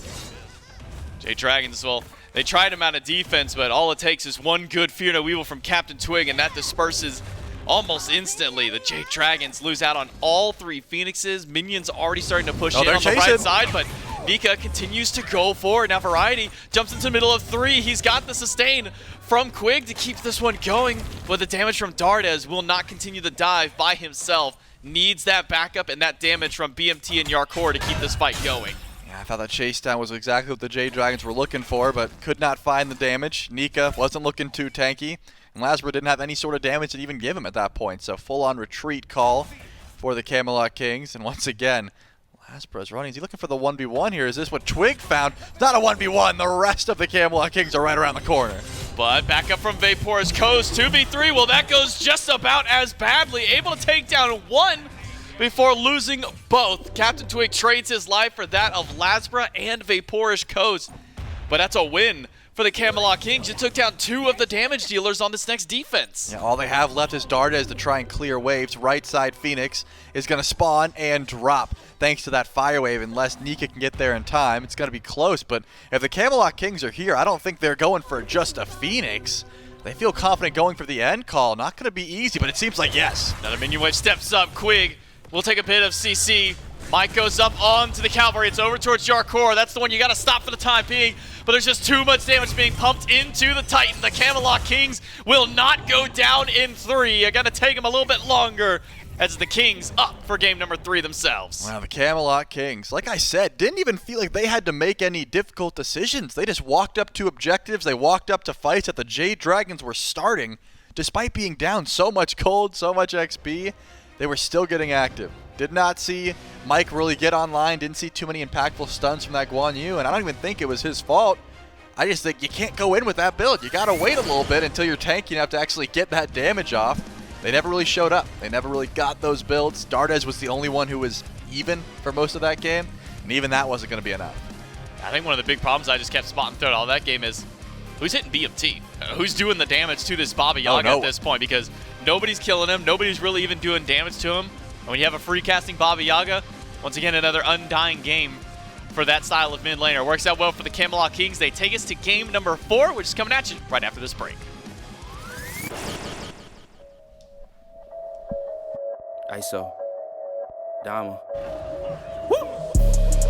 Hey, it's too many lies, too many lies. Hey, it's too many lies, too many lies. Yo, it's too many. Hey, it's too many. Yo, it's too many.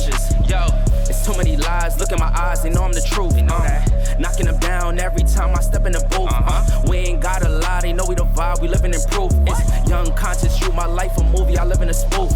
Ain't no sticking around, I'm on the move, I'm checking the dudes. Yeah, it's only us two, so you know we copping that coupe. We on the roof, smoking dope, look at the view. Yeah, we used to chill on the stoop, now we out here breaking the news. It ain't what you really could do, cause we ain't got nothing to lose. We ain't switch side with no cruise, we just stayed out of the loop. Now we out here letting it loose. Every shot we took it was swoosh. Gotta get it, ain't no excuse. Ain't left to prove. Ayy, yeah, ayy. It's too many lies, too many lies. Ayy, it's too many lies, too many lies. Yo, it's too many, ayy, it's too many. Yo, it's too many. Yeah.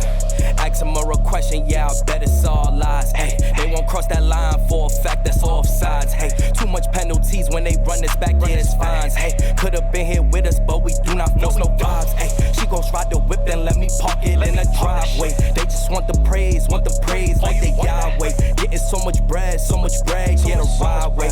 We done already won, yeah, that's worth the ride way. But they still lying right through their teeth, and they still hiding behind many truths. They was D9, watch my every move, tell them keep fine. Leave that shit on scene, I ain't replying. Less I know you, that don't mean I'm Hollywood. That just mean I'm Hollywood. All of y'all I probably stood on no falls, all cause. More times I probably should. I don't know nobody like us. You see how much time it took. Yeah, hey, it's too many lies, too many lies, too many lies, hey, it's too many lies, too many lies, too many, it's too many, hey, it's too many, yo, it's too many. Hey, it's too many lies, hey. Yeah, ISO, Indies, Dama.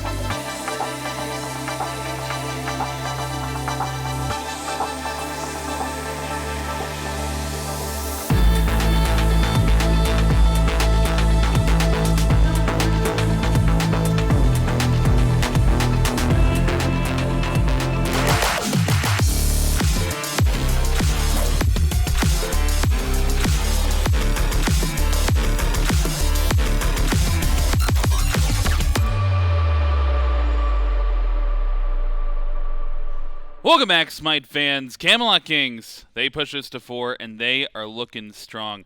Have you ever wanted to upgrade your wardrobe? I myself, I had a bad color. Miff gave me bad advice this morning, man. He's the worst. I put on a bad color combo. I could fix it with some Skulls gear, though. They've got gear for all of our SPL teams out there. Shop.highresstudios.com, and look how clean those logos are. The circle t-shirts. You can represent your favorite team, pick your color variation. You don't even have to be a fan of any of the teams. You can just pick the best color combo. Just the color. Yeah, right. There are so many options out there. Thanks to our friends at Skulls for the sponsor. Shop.highresstudios.com. Make sure to pick up your favorite t-shirts and be out there styling. Don't be like me. Don't listen to Miff. Be out there styling. You do want to be like the Camelot Kings, though, if you are looking to win game number 3, because that's exactly what they did, and they looked pretty clean doing it. Yeah, that was a much different Kings that we saw in the late game, the team fight portions, than the game 2, the game 1, and part of it has to go back to the comps. Twig on this Hunbots, 10 times better than the Robin. Keep me on the Hunbots, Ratatoskr, Lancelot.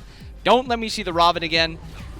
And then I also think we have to highlight on the Dragon side, this Guan Yu is just not the best support you could have had there. There were so many better options. Yes, Guan's got some sustain. He is a horse, or he has a horse, I guess, and he's got some utility. But he's not going to do nearly as much as the Aphrodite does, where she is kind of like a healer, some utility, and he's not doing nearly as much as a Guardian support would. Well, I mean, I think you said it best on the desk. It's either no horses or all horses, and they only went 2 out of 4 horses. That's true, right? I mean, they were missing Chiron, they were missing Hachiman, and the comp's just not going to come together when you don't have all the horses. So it doesn't work out. I agree with you. The Guan support, though, it's just not something that looked comfortable for me, for Mike. He was trying to find engages on it, and felt like every time he hopped on the horse, he almost died before he got off the horse. And that's the weakness of Guan in support, is you're not getting the levels, the items. Mike actually upgraded both of his relics before even finishing his second item. And as you can see, took a lot of damage, didn't really do all too much, healed a little bit, and then you compare it to the Aphrodite, the support on the other side, who did slightly less, tanked about the same, but healed twice as much, which is kind of like supposed to be Guan's strength, is getting doubled by the enemy support. Kings across the board. I mean, Twig 1-2-4, that doesn't say the full story. That is a dominant game by Twig. He was very, he carried a lot of these team fights with well-placed ults and then just a good amount of damage. Fortunately, you're not just going to be able to get every kill when you're playing a god like Hunbots. Not a god that really kills all too well, but he sets up fights really well, and that's exactly what Twig did that game. Yeah, I mean, I think a lot of it was the story of the draft, right? The Kings maybe get draft diffed in game 2, if you want to call it that, and they come back in game 3. They get some of those strong picks, Amaterasu and Baba. They pick first pick, and that's sort of the focus. Jade Dragons, this is the first time they've lost this set. So they get their choice of pick, and they put themselves in that first pick position. And my eyes, they're glued to Afro, right? That's been the first pick the last 2 games. It's been top all set. I wonder if the Kings, though, I wonder if they want to take it away just to prevent Mike from having it. Yeah, and a lot of value has been put on this Afro, and because of that, you have to think, is it something that they are worried about, or are they just so confident on it, and they're confident giving it up that they just want to pick it early? So far, actually, they don't even get the opportunity. The Dragons on the first pick side don't even leave it up to the Kings. They just ban it outright. Maybe they're not comfortable first picking it. Maybe they think it's more of a counter pick, but they know that the Kings will pick it if it gets to them. So the Aphrodite banned, Baba, Athena by the Dragons. Kings, first 2 bans have been Yamoja, Morrigan. A lot of Morrigan bans. She has not been, led through. The Kings have been very respectful to Dardez. It's still up, though. Apuash? Apuash, still on the table. Raijin as well has been banned the last 2 games. So these mage solo laners, you're not going to be able to ban out both at this point if you're the Kings. You might want to let them through, maybe, give one over to the Dragons, take one if you're the Kings, and it's exactly what they choose to do. They take away the Ratatoskr, so that can't be the Dragons' first pick either. I think you could go a couple different directions. I mean, Ama still on the board, Anhur still up on the board, as is Chernobog. there's still, even after the Kings 2 selections, there's still going to be a ton of power left up there. And this Anhur pick was 9th pick last game. Instantly, Coast says, "Get me Anhur. First pick it. I don't care. Lock it in." This Chernobog is let through. And the story, the Ama also of last game looked phenomenal. And game 2, the Ama also won. Also looked phenomenal. Variety's just going to be able to go back to that. So no mage solo.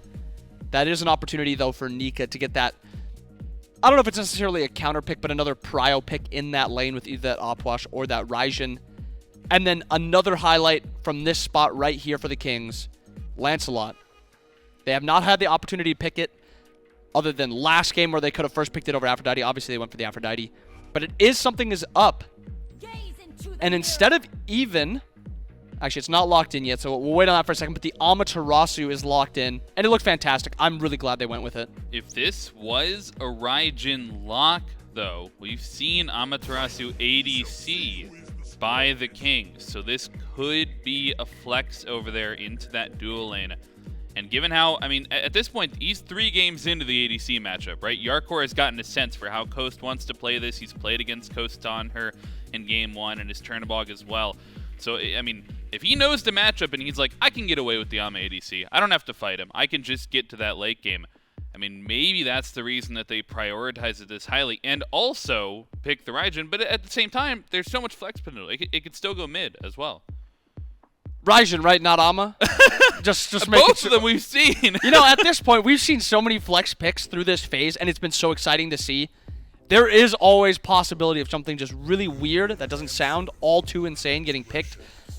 Wow. But the Dragons, we have not seen a single Khepri game today. I think it was banned in actually game 1, and that's it. Yep. And then the Opwash leaning towards solo. We won't 100% put it over there because I think it's really just Paul that's shown the mid lane Opwash so far. And then the Lancelot lock-in by the Kings. Great Hunbats game, last game from Twig. But this is the god that kind of brought Twig back into this phase. I think he had a really poor start to the phase, and then he found this Lancelot, and he started popping off. I'm happy to see him go back to it. Yeah, one of Twig's prio picks. I'm focused on the Khepri, right? This is the first time this set, I believe, that Mike has prioritized his pick in the top 3, and that tells me that they've got a game plan, right? You can't get the Aphrodite because you can't, you don't want to be linked. You can't, of course, be linked to Coast all game if you don't have the Aphrodite, but I mean, the next best thing, if you want to have your eyes on saving Coast and allow VaporishCoast to have this, legacy game on the Anhur and just be able to W key, the best thing to do is give him an extra life, right? You can just jump forward. The Scarab's Blessing is going to be in the background, ready to help you. So I think the Jade Dragons, they've got their eyes on empowering that ADC. That's how they won game number 1 as well. But bans come through, targeting out Dardez from the Kings. That Hera taken off the board. Potentially an Agni ban could come through as well. That's one that he's been going back to this set. But instead will be the Naja towards LASBRA. On the other side, Ares taken away. Still focused on what the support could be for the Kings. And, a lot of options out there, but one that Quig, Quig, for the most part, since he's joined the Kings, it's been Athena, it's been Aphrodite. So, maybe might have to dig a little bit deeper into the God pool here. And that's what I thought he was going to go to, the Kings or the Dragons ban right there. That Ganesh was such a perfect pick if it makes it through for this Kings comp. It doesn't allow you to be, committed to. You're allowed to keep your distance between the comps. And then if Khepri ever walks up too far, you have free silence onto him. It makes it very hard for him to get his ult off. Fortunately, no Ganesh allowed for Quig. And like you said, Quig's going to have to dive pretty deep into his god pool here. We've seen a lot of the same gods from him. And they've seen a lot of Afro from him recently, so he will not be able to go back to that. And I don't think we should expect something like a Hell, even though we saw it at the first phase. I think it's mostly just Afro in the mage category that's viable right now. Wow. And I think I messed up that. I think this is going to be a Baron support. Yeah, Baron Samedi picked up, likely for Quig. I agree with you, the Camelot Kings. They could still find some flex potential between these two mages. We could have, Baron solo, Raijin in the mid lane. But, I feel like we're still waiting on a mid laner here for the Kings. They're going to wait out to see the rest of the Jade Dragons composition and see where that flex potential goes, because we still don't even know if the Aphrodite is going mid or solo on their side either. And that's 100% true. There's flex potential on both sides. And now that I'm also really thinking about the Camelot Kings comp, when they go for this Ama ADC, they like picking a ranged support with it, whether it's the Emoja or the Afro. This Baron fits that. It is a ranged god that can, help clear at a distance so Ama doesn't, get forced to walk up to clear wave. And the Jade Dragons opt for the Serqet Agni, albeit confirming the Aphrodite solo. And the Kings now, seeing the entire Jade Dragons comp, have one more pick available. I feel like we should provide ourselves the opportunity to just guess. Just raw guess. What do you got? Oh, man, I don't know that I have Zeus. That's my guess. BigManTingz Zeus. Zeus. I do think you're right. I think this is... You think I'm right? No, okay. I think... Actually, no, I take it back. You're wrong. Okay, thank you. I was going to give you a little bit of something. I was like, that's just... Okay, I wouldn't have guessed Hachiman. A much more bare bones they don't have all comp, obvious They comp. still have got 2 horses, though, and now the horse is on the side of the Kings. All horse or no horse. All gosh. horse or no horse. They have no all horse, no horse. Oh my god, they're right in the middle of they're caught in between the 2 categories, man. They don't have all the horses. They don't have no horses. Hachiman, though, last selection for the Kings. They needed a little bit of that physical damage, and that ADC will bring it to the table. But, I mean, that is certainly an interesting composition, to say the least, from the Kings. And when you draft like this, where you go mage solo, mage support, the worry is always going to be there of, you have really no outstanding engage on this comp. Lance can blink, knock up. There's always a potential of Raijin just starting to ult and just trying to taunt people in. But there's no true engage on this King side of things, and there's no true frontline. So it makes it very worrisome. If this Baron falls behind, even in the slightest, this Dragons comp can just run rampant over the entire map. But I will say both comps have kind of fallen down a little bit. I think they've gotten a lot more comfortable with these picks and bans. The true, unbeatable gods are not really in these comps right now. I think both comps are pretty obvious in what they want to do too. I think the Kings obviously want to poke. Dragons, as you said, play through Coast. They have the Khepri. They have the Anhur. This is what they want to do. This is when they've looked their best. It's obvious they're going to play through Coast. And they got him back on that Anhur. They had to prio it, but they got him back onto it. Yeah, no, I'm one of Coast's signature picks, and we'll say it over and over again. Something he feels super comfortable on. Has the potential to run the game, I think, if he's left unchecked in this one. But, I mean, another thing I'm worried about in the Kings draft, there are 3 primary damage dealers, all physical, right? I mean, it's a still standard 3-2 split, but you take the physical out of the solo lane, put it in the mid lane. Are you? Isn't it Raijin mid? Isn't that like a? You think it's Raijin mid? Is it? Yeah, it has to be Alma solo. No, I think it's Hachi mid. Ama ADC. Oh, I guess we went at it from the different ways, and we didn't even think about the other way. It's. I think it's Raijin solo. Yeah, I mean, it definitely could be. Yeah, I guess we don't even know what the Kings are going to be doing at this point. I don't know. Either way, we'll leave it as a surprise. Yeah, either way, we have your side of things where it's the 3 physicals are going to be the main damage dealers, and the frontliners are going to be the Raijin and Baron, and that's the magical damage source of it. And then there's the other side of it where it is the Hachi and ADC. And just because I think Yark has kind of shown a prio on this Hachiman a lot more than Tings has, I think that's why I'd rather have the Hachi ADC. Both comps look sick, though. Both comms look sick. Camelot Kings trying to force us to 5. Jade Dragons want to close it out right here. We're ready for game number 4 with the casters. That's right. Can the Jade Dragons close this one out, or are the Camelot Kings going to push us to 5? And we will see the Raijin solo from the Kings, which does mean that Jarcorrr once more back on the Amaterasu. It's J-Mac, Trelly, and Doug here for game number 4. Now, this is the first King set you're tuning into in a while. You might be thinking, that's a little strange. Why an Amaterasu ADC? They've done it a couple of times in the past. The first time, it didn't work very well for the Camelot Kings.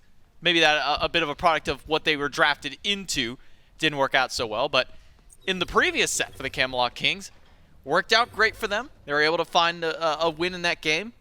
Jarcorrr looked really strong on the pick. But here against this Jade Dragons composition, almost feels a bit risky trying to kind of stray away from the norm, at least, Trelly. Does seem so, but I do like a lot of these different player god combinations, right? Like CaptainTwig getting the Lancelot, always going to be something that I'm fond of. Quig on the Baron, should be able to find some good CC. Another nasty pick that we don't get to talk about too much is LASBRA on the Serqet. He used to just absolutely dominate on this pick, but hasn't been in the meta for quite some time. Still really isn't, but always has the ability to get picked if you see some immobile characters, a lot of healing, or just want early pressure, which Serqet can certainly provide to that mid 2v2. Topple that with the Conduit gem start for Dardez, and I'm giving a lot of early 2v2 pressure over towards the Jade Dragons. Whereas over in duo lane, it's got to take a bit, but once Jarcorrr gets a little bit tankier once he gets online, there's not going to be much that Coast wants to do towards him, right? You should be getting out pressured there by the Ama, just by nature of build path. But at level 5, I think there might be some kill potential here for the Jade Dragons. I mean, Anhur, one of the scariest hunters in the game early because of that extra penetration he gets just naturally with his passive. Could be some good aggression to be found just by nature of Mike's setup and the extra sustain that meditation will provide as well. Quig keeping those heals up for him and Yark, taking a bunch of damage from Coast. Coast also eating some, but not able to heal it up to the same degree. It's constant poke coming from the duo of the Kings, but the Dragons still able to outpressure them.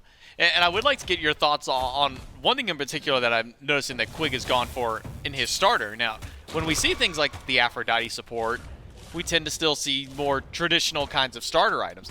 The Lanos Mask is the one that kind of catches my interest here, because even though we're not really seeing a whole lot of mage supports, the ones who would want to build that?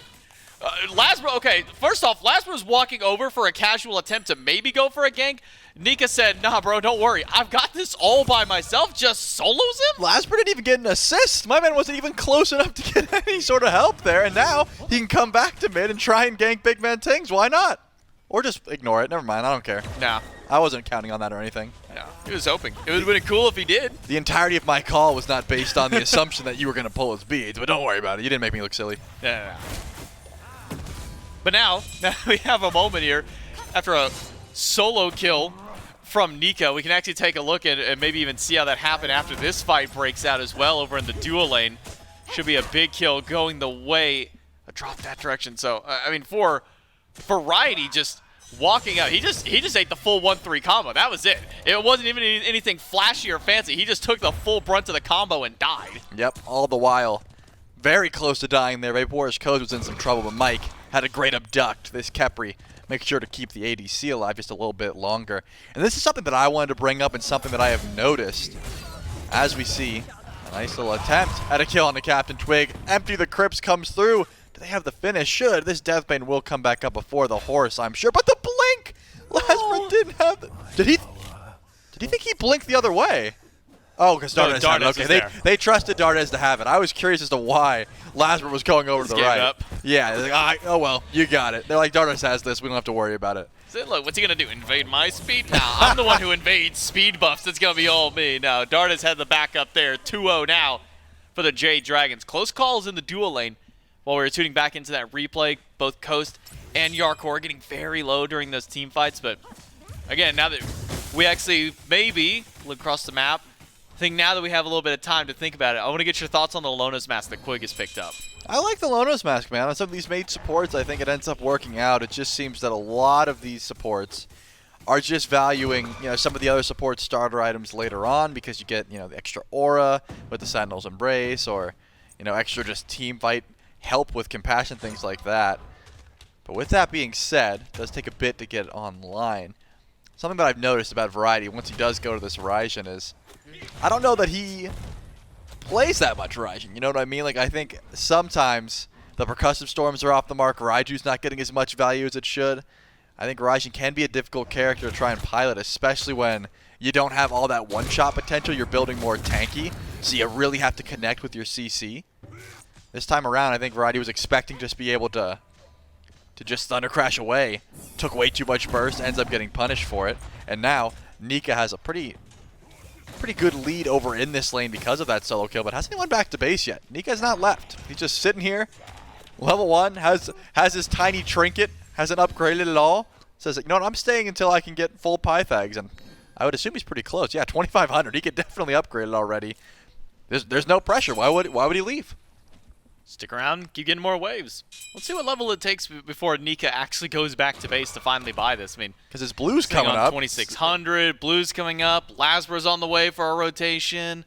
Maybe go for a steal towards that blue buff, or try and go for a pick if Variety steps too far forward.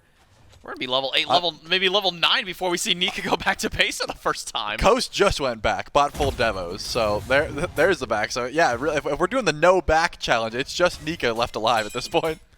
Do see Thunder Crash out from Variety on the top side as his blue buff is being invaded by the Jade Dragons, though. It's a fight around on the bottom side of the opposite end of the map. Blue buff steal is good for the Jade Dragons, able to remove that buff away from Variety. Coast steps up on top of Warden at that. And PBM nearby means that Coast should be fine. Level 6, Baron Samedi. Aim. Gonna see an ultimate actually from Quig. Quick dash from Mike gets him away. A turnaround little dance to let him know, hey, you tried, but that's all you can do is try. Not going to get anything this time. Nika still hasn't gone back. No, the waves He's going to hit level 9. I want Variety to stop his back here. That'd actually be big brain. VaporishCoast. A bit of danger, half HP on him. The sustain that Quig has been bringing for he and Jarcorrr, just a double sustain in self-kit from Yark and just from the heals of Quig. It's really kept this dual lane hard, really, for the Jade Dragons to do anything in. Yeah, there hasn't been too much actual attempts at kills, right? There was that one time where it was sort of like a Looney Tunes chase around the pillar, but after that, Mike got to go to the deck, is able to save Coast. There hasn't been too much scrapping because of that sustain. I mean, you could see CaptainTwig came over a few times on the horse. LASBRA was nearby for a bit, but not much came from it. Finally, Nika goes back to base, gets full Pythags and tier 2 Genjis. Yeah, I mean, when you have that much farm, you might as well just stick around. Again, there isn't any pressure. It wasn't like CaptainTwig was going to show up and try and gank this outwash, because Variety isn't going to provide that much damage. He just has the Pythag. He's a full tier 2 defense item behind. Speaking of behind, CaptainTwig with the gank. A lot of damage coming towards Coast. No way he's surviving this one without the help of a Scarab's Blessing, of course. Does get him out, but CaptainTwig jumps over the wall with the blink. Doesn't land the joust, doesn't land the dismount either. Knockback is good, but he needs more hit hands. A shield from Mike keeps him alive, but it'll be Mike who goes down instead. And it might just be VaporishCoast as well. He jumps right into the damage of the coffin, and CaptainTwig puts him down. The duo of the Dragons knocked away by the Camelot Kings. Yeah, just too much die potential there. Unfortunate. Mike puts on a peel show, but it is not enough to keep his duo lane alive. He dies for it, and of course, Coast was always going to fall down once that blink came in from CaptainTwig. No rotation from Dardez or LASBRA, though. They were nowhere near, or didn't want to try and rotate. Felt like that fight was over and done with. And because of that, duo lane's going to be a bit behind. Jarcorrr gets a full Golden Blade. He's had that. Should have plenty of gold in hand as well to go back later on. But still, gets the better end of these trades, is able to clear wave pretty effectively, and just keep Coast at his tower line for the foreseeable future. Not a fun way to be playing Anhur, honestly. You'd like to be getting aggressive. You'd like to be jumping in pretty consistently. Not really the life that Coast is going to be living, at least for the foreseeable future. Now, it's been difficult against this Amaterasu for Coast to really be able to do much of anything. He's able to clear a wave, thanks to Mike sticking around, but not really going to be able to take those 1v1 boxing attempts that he's been going for so many times throughout these games.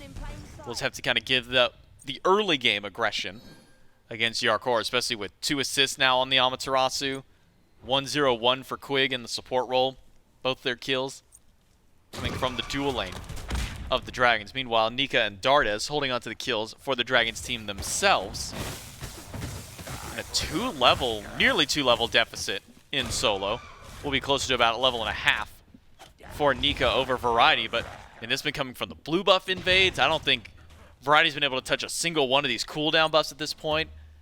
Nika, with that first blood, that solo kill, is just giving him so much control on the right side of the map. Yep, doesn't seem like Variety feels very tanky, so he can't really walk up and get anywhere near that amount of poke damage.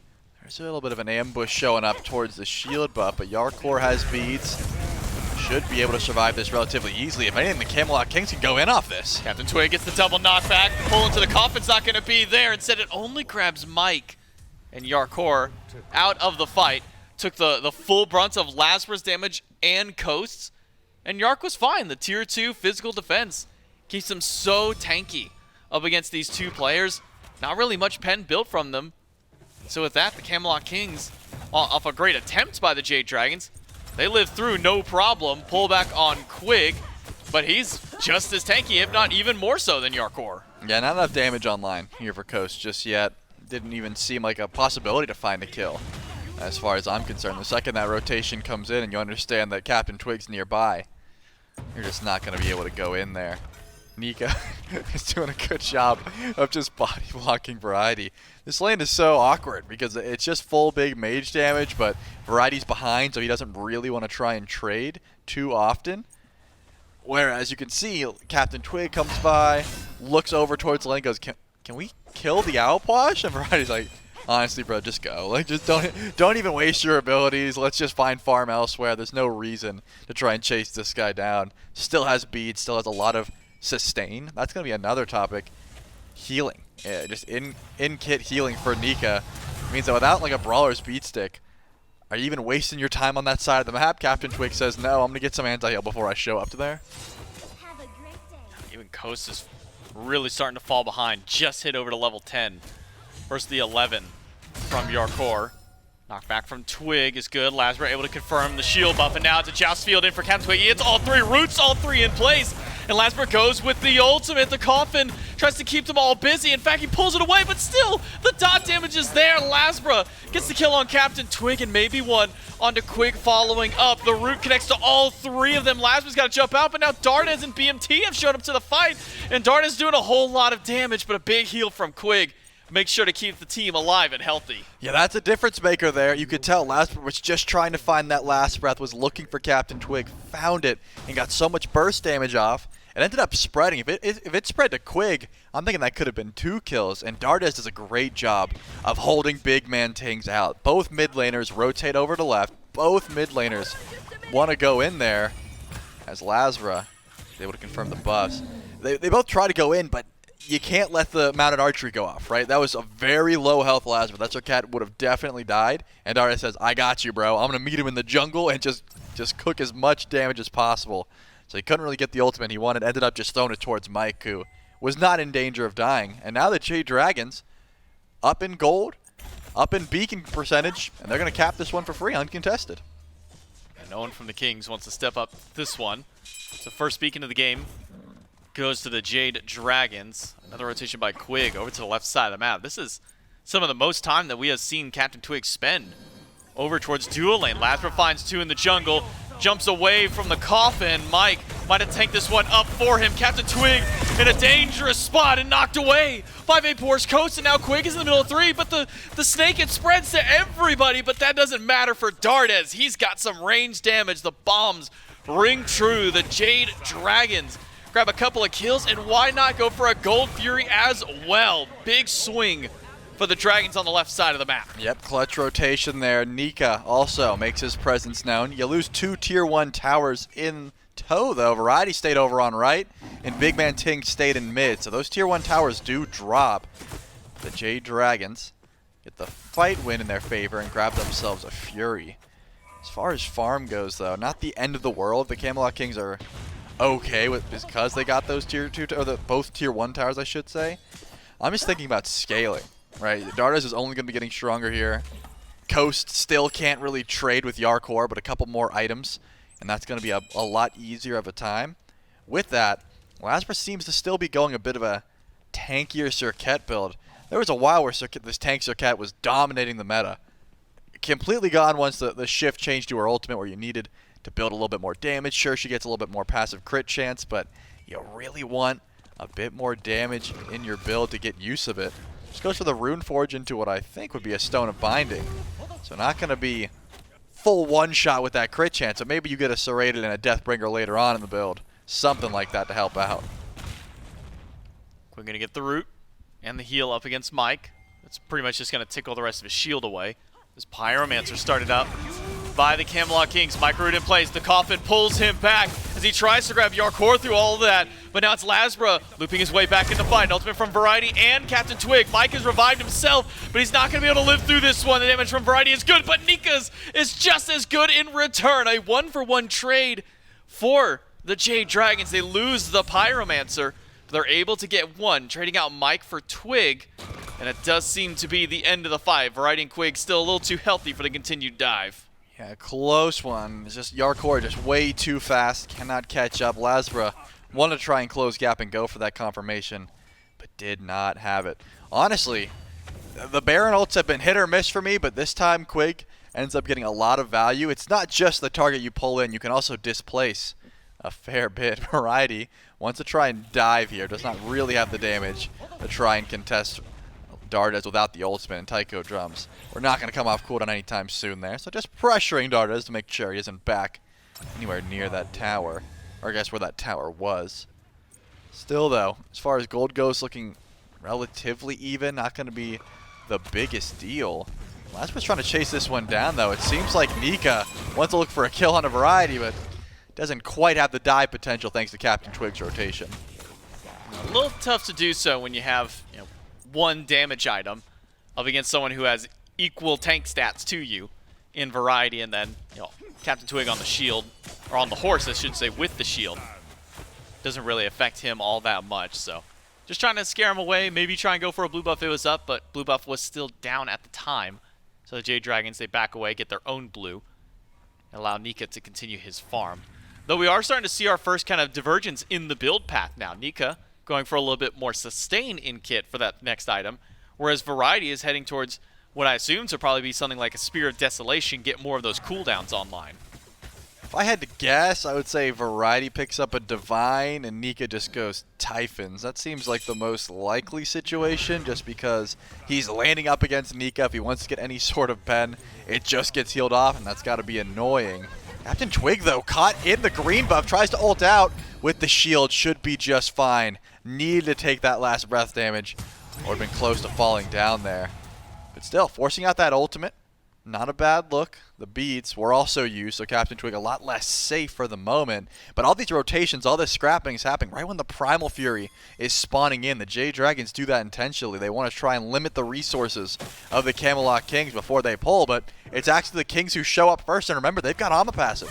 LASBRA doesn't have ultimate for this one. Frenzy pots by the Camelot Kings. The Primal Fury goes to the Kings, and the Jade Dragons not going to opt for a fight after the fact. Beacon number 2 spawning back in, and maybe that's why they don't try and go for a committed fight, knowing that this objective is respawning in, try and get an advantageous position on the point. At least so. There's a ward by BMT, so I know there's a few people hanging out here. The Camelot Kings will give up the beacon because they can instead take a tier 1 tower on left.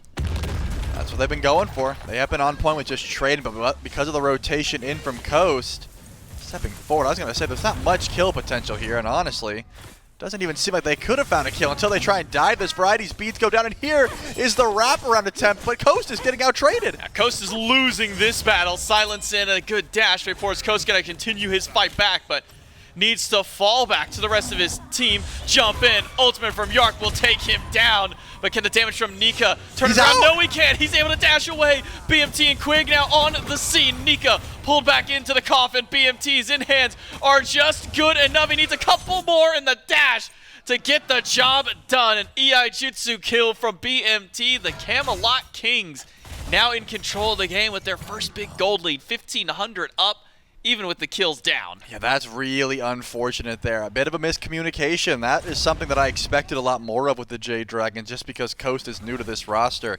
Uses Aegis right as the Scarab's Blessing comes in. Wanted to get that revive. Yark, the world's MVP that we know, does not pop that Scarab's Blessing, waits it out, comes back around, confirms that kill. And now the Camelot Kings grab themselves a Pyromancer and immediately head towards this Fire Giant. Everyone besides Nika should be able to get here in time, though. This is going to be a 5v4, and the Camelot Kings haven't went back to base. Mike stepping up. Fire Giant is low. The 50-50 for the Kings goes their way.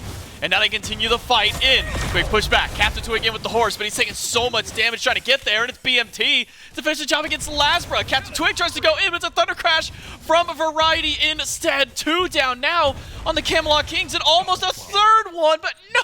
It's a trade for BMT, a double for Nika, and he's still alive and healthy. He'll keep this chase up even 2 levels down. He's got the backup of Dardez to try and keep him there. Coffin pulls back Nika, in hands, good. Double kill, I'm sorry, triple now for BMT, but he will have to give up the chase. Dardez even at such low HP, still a bit too much of a threat with PBM nearby. Yeah, shouts out to Quig there. That ultimate was also massive to confirm that kill for BigManTingz. That could have went a lot worse, though. LASBRA jumps in, lands on a runic bomb, immediately gets knocked up, and gets chased down. LASBRA's first to die at that point. He really wanted to go in for a steal attempt of some sort, but just could not find it. Twig, no idea why he went so far, and immediately Variety says, hey, I see Twig going in, I'm going to dash in. And Nika just uses that ultimate and says, everyone who dashed in is now dead. We are going to stop this Fire Giant push in its tracks. The issue, though, Tings. I mean, this Hachiman. I think if it wasn't for the ult for Quig, maybe Nika jukes around, gets some healing, and is able to live there. But just keeping this outwash still for 3 or 4 auto attacks was enough to make sure that Tings picks up 3 kills. And Dardez, if it wasn't for the Scarab's Blessing, might have fallen down as well. That was a very low health Agni. Jade Dragons are fine with this. Seems like Coast is going to be okay as well. Desert Fury should get him out of any more trouble. Point being, you got to be careful if you're the Camelot Kings. You have the lead, you have Fire Giant, but it's only on Tings and Quig. Not everyone's got it. A pick on a Variety would be a great start for the Jade Dragons, but BMT, the level 20 Hachiman, waiting around the corner, goes up to the mounted archer. He gets a bit of damage onto Nika and PBM, but they're the 2 tankiest members of the team right now. Root onto Quig is good. He goes with the coffin, pulls Mike back, and a couple more with it, but Nika's dropped the Crips in the backline. CaptainTwig, and he's going to try and bail the team out with his own Joust Field. Low health bar on Variety and a PBM, but Coast isn't done. The rest of the Jade Dragons are pushing up to the Fury. And the Dragons are feeling confident here. They don't have many relics and ultimates are down, but remember the Camelot Kings have Fire Giant regen, so it's not too much to ask for to stick around and try and defend this Oni Fury. If anything, the Camelot Kings go in for their pull. Nika's got a lot of burst damage though, so they're not going to go in for a true 50-50. I think the Camelot Kings bait this one into another fight if they can. Damage to CaptainTwig. Dardez ups another bomb. Twig is down to 3rd HP. Jarcorrr has to use the ultimate defensively to get away from the CC setup. It's VaporishCoast over the wall. Quig is fine for now, but a stun will get his beads away. Nika still charging forward. Ultimate back online for the Puch. LASBRA catches the dash from Variety, but Mike just misses out, a little shy on connecting this time. Camelot Kings, they've got vision inside the Fury pit, but it's the Jade Dragons who step up.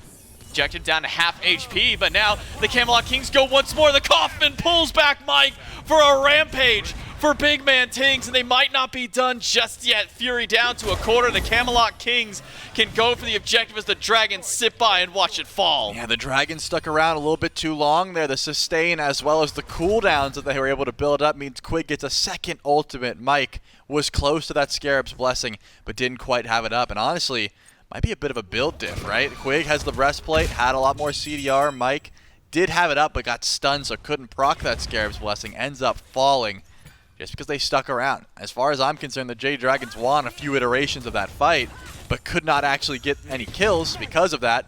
Camelot King said, we'll just wait. We have regen, man. We'll win the fight eventually. We'll just stick around. They grab that Fury. They grab the beacon, and now Nika, you already beads, remember? Does get an extra heal. CaptainTwig goes in with the horse, but turns the opposite direction from Nika because the rest of the Jade Dragons now rounding out the corner. Camelot Kings control yet another objective. This time it's Pyromancer for the team.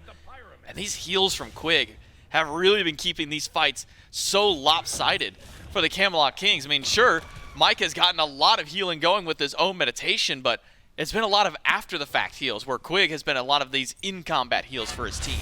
Yep, and it's been beneficial. Not too much anti-heal, and also, as long as the CC keeps flying, which Quig has been on point with applying, Camelot Kings have had easy target selection. It's just been CaptainTwig who's been sort of the guy going in, says, hey, I'll do some damage, I'm going to die. You guys just make sure you follow up, right? And that's been Tings. He's been the one following up more often than not, confirming those kills. 5-0-2 so far. The Jade Dragons once again behind in gold. Going for the pull. Guess what? There's no BigManTingz. He's in base. Fires at half. Frenzy's already been popped. The Fire Giant is getting low. Can the Camelot Kings take it? No, they can't. The Jade Dragons get fire on all 5, but will sacrifice Mike for the greater good at this point. Mike just buying as much time as he can to allow his team an escape path out. The Jade Dragons down 5,000 gold. All control has been for the Camelot Kings. and they sneak an objective right out from under them and only have to lose Mike to get it. Yep, and it's going to be worth it for now as long as the Camelot Kings don't take too much in the meantime. Mike's still gone for 25. A full health Chaos Titan is marching forward on the right side of the map, and LASBRA's nowhere to be seen. Looks like the Tier 2 tower will certainly drop down. That's probably all the Camelot Kings want to go for, though. They are fighting into a Fire Giant, and for all they know, LASBRA's nearby. He is not, actually. He's getting a chest camp, but hasn't shown himself on the map, so I have to assume he's close. With that, though, the Jade Dragons, with a risky move going for that Fire Giant despite being down, are going to have their chance to group up and push. But the Camelot Kings grab another Tier 2. This gold is getting a bit atrocious. The Camelot Kings, despite not being in a great spot, are taking as much as they want and retreating essentially for free. Quig didn't even beats there, so yeah, they're able to back out, grab 2 Tier 2 towers despite losing Fire Giant. What can the Jade Dragons get in return? Looks like they had a Tier 1 on their mind over on left. It goes down. But I think the Camelot Kings could defend here, J-Mac. I think they could step up to these Tier 2s and try and stop them. Quite the wave for VaporishCoast to try and push in. Quite a few archers, an extra wave on the way, but won't stick around, especially with his duo partner heading back to base already.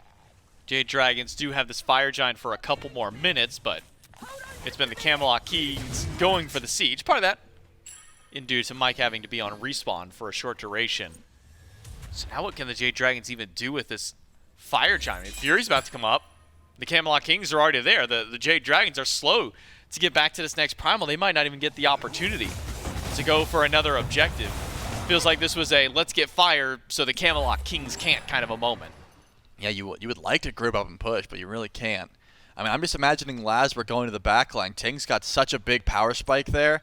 Ended up getting the Death's Temper as well as the upgraded Deathbringer.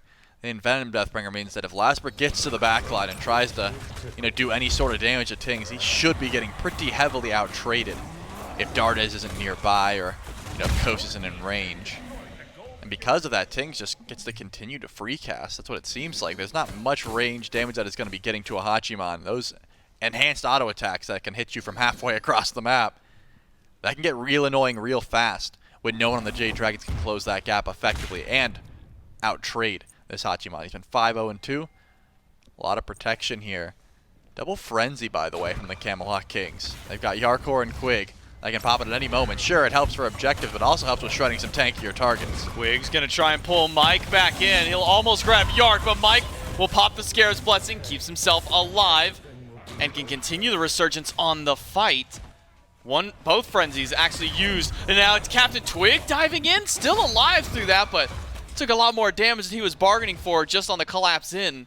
Jade Dragons not in the healthiest position themselves either. Nika can resustain, but without waves, without any camps nearby, the rest of the Jade Dragons will have to head back to base. Tier 2 successfully defended by the Kings. And that's what I thought. It just looked like the Camelot Kings were going to be able to step forward and defend there. Sure, you pull some relics. I believe, Aphrodite used both just to make sure he survived. That's thanks to Dardez. This Agni is pumping out some pretty big damage numbers as well. But the Jade Dragons, remember, they were the ones who pulled last Fire Giant. They went in for a sneaky play. They knew that BigManTingz wasn't nearby, and they just decided to burn through it. And a true toss-up. It was about as much of 50-50 as you can get. And now they're surging forward. It's actually Dardez and LASBRA who are going forward. They try and take down Quig. He's been a big thorn in the Dragon's side with this coffin, but still alive. He gets the stun onto Dardez, gets the heal on top, and it's not there. Instead, it's a kill for Coast. It's 2 for Dardez. The Dragons have taken the Camelot Kings off the map once more. It's only Variety and BMT left alive. It took so long for the Dragons to kill Quig, but as soon as Quig goes down, it's a quick collapse back in for the Dragons to get 2 more. Yeah, I mean, I thought that was going to be a bad call because of the buffs that recently came to Baron. Despite the fact that he got all the extra mitigations in that ultimate, still ends up falling down, and it's just Tingz and Variety to try and keep this Phoenix alive. I think you do a soft defense here, because if you step up too far, you might be ending the game. Variety and BMT try to pump up some damage. Archery from BMT gets some back in return, but it's just the Phoenix call for the Jade Dragons.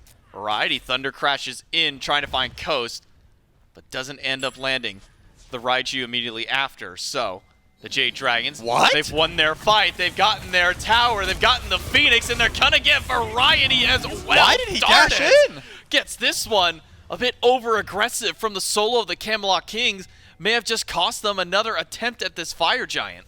I'm amazed. Did he not see the rest of the team there? I think Variety might have thought he was just catching LASBRA out, but the Camelot Kings are popping both frenzies. They're going to try to go in for the Fire Giant before the Jade Dragons get back. LASBRA and Nika go in, a fight around the Fire Giant. Let's listen in with the Camelot Kings. Hard loaded. That's game. I know, we lost. They stayed. That'll happen. I think maybe, yeah. Another Fire Giant steal for the Jade Dragons. It's just all going wrong for the Camelot Kings. They try and pull it from under the noses, but you heard it in the comms. Dang, they stuck around. That's GG.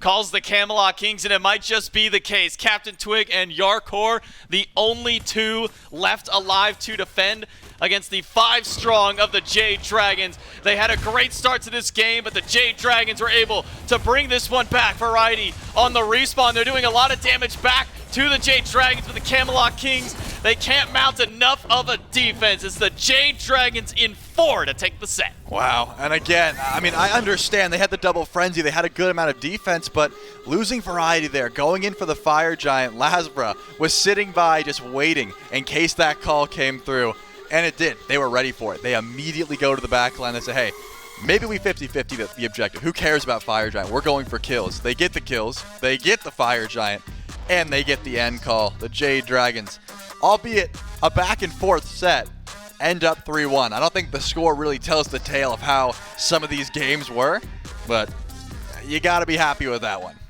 And this was Camelot Kings in control for a majority of this game. Dragons have a little bit of pushback. Kings still in control. It was that sneaky Fire Giant by the Jade Dragons that might have just caught the Kings off guard more than anything, not expecting a team that's 5,000-6,000 gold down to try and go for a play like that, but there's few teams out there in this league that'll like the Jade Dragons to make a call like that, and it's able to net them not just that fire, the fire immediately after that one, and every single fight beyond there. It all comes up. Jade Dragons, a 3-1 win for them. As it for me and Charlie on the cast, throw it back to Frog and Inbound on the desk. Jade Dragons close it out in 4. And, back and forth game number 4, close one to be sure, but my big takeaway. Ready for this? This is groundbreaking I'm ready. content. Don't say it. You should give Coast Anhur. Oh.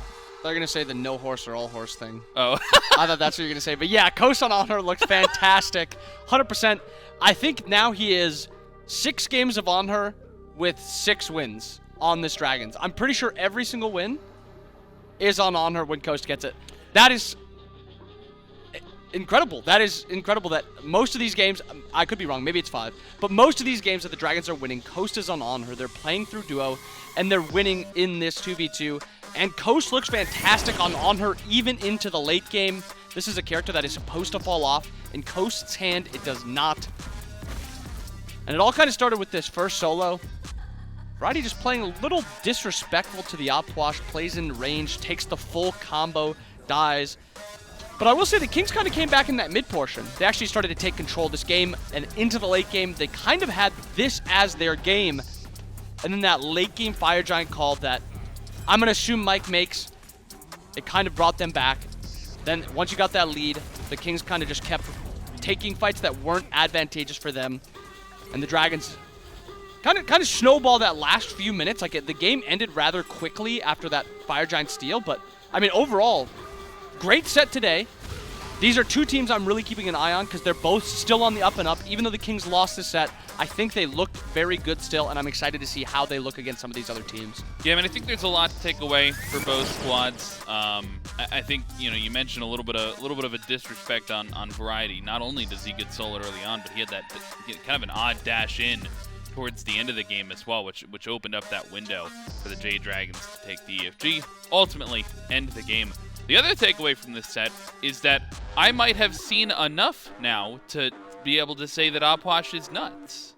Opwash does look rather insane, and comboing that with his flex potential, we've seen him a little bit in mid lane, that's going to bring him up into that top 3, maybe ban potential. We saw him banned a couple times today, but he still hasn't reached the Chernobog, like Ama level, but he's climbing up quickly. Yeah, no, he's there. I mean, we questioned the Raijin solo when it was first getting picked, and now the Opwash solo, the Opwash mid.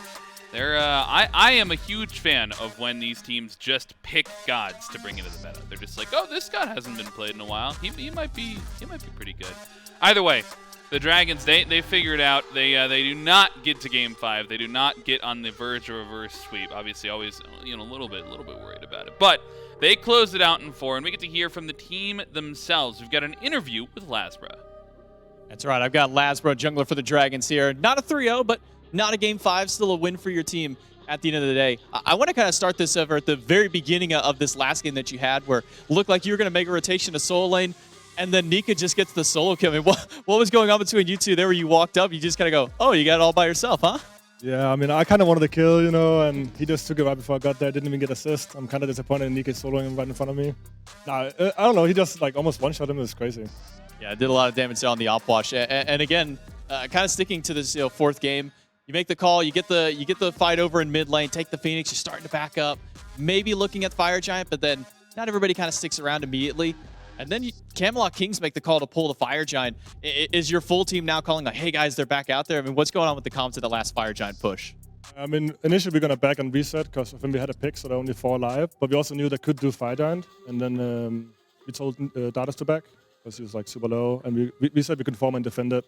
If they get it, I'm pretty sure we win the fight after. So it's kind of whatever. Yeah, it ends up working out for you guys. You guys get a near wipe and then able to end the game up there. How's the team kind of feeling now? You've had a couple of matches with codes that's looked really good for the team so far.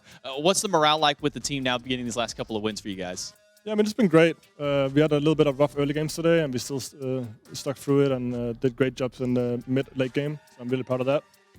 But yeah, we're feeling really good. Yeah, well, look to get out there. LASBRA, congratulations on your win. I'll let you get back with the team, and we'll throw it back over to the desk. Thank you so much from LASBRA there. And you hear it, the morale is feeling good, as it's bound to be after you are struggling all season and then finally you're able to turn around and get 2 wins. We can take a look at the schedule, though.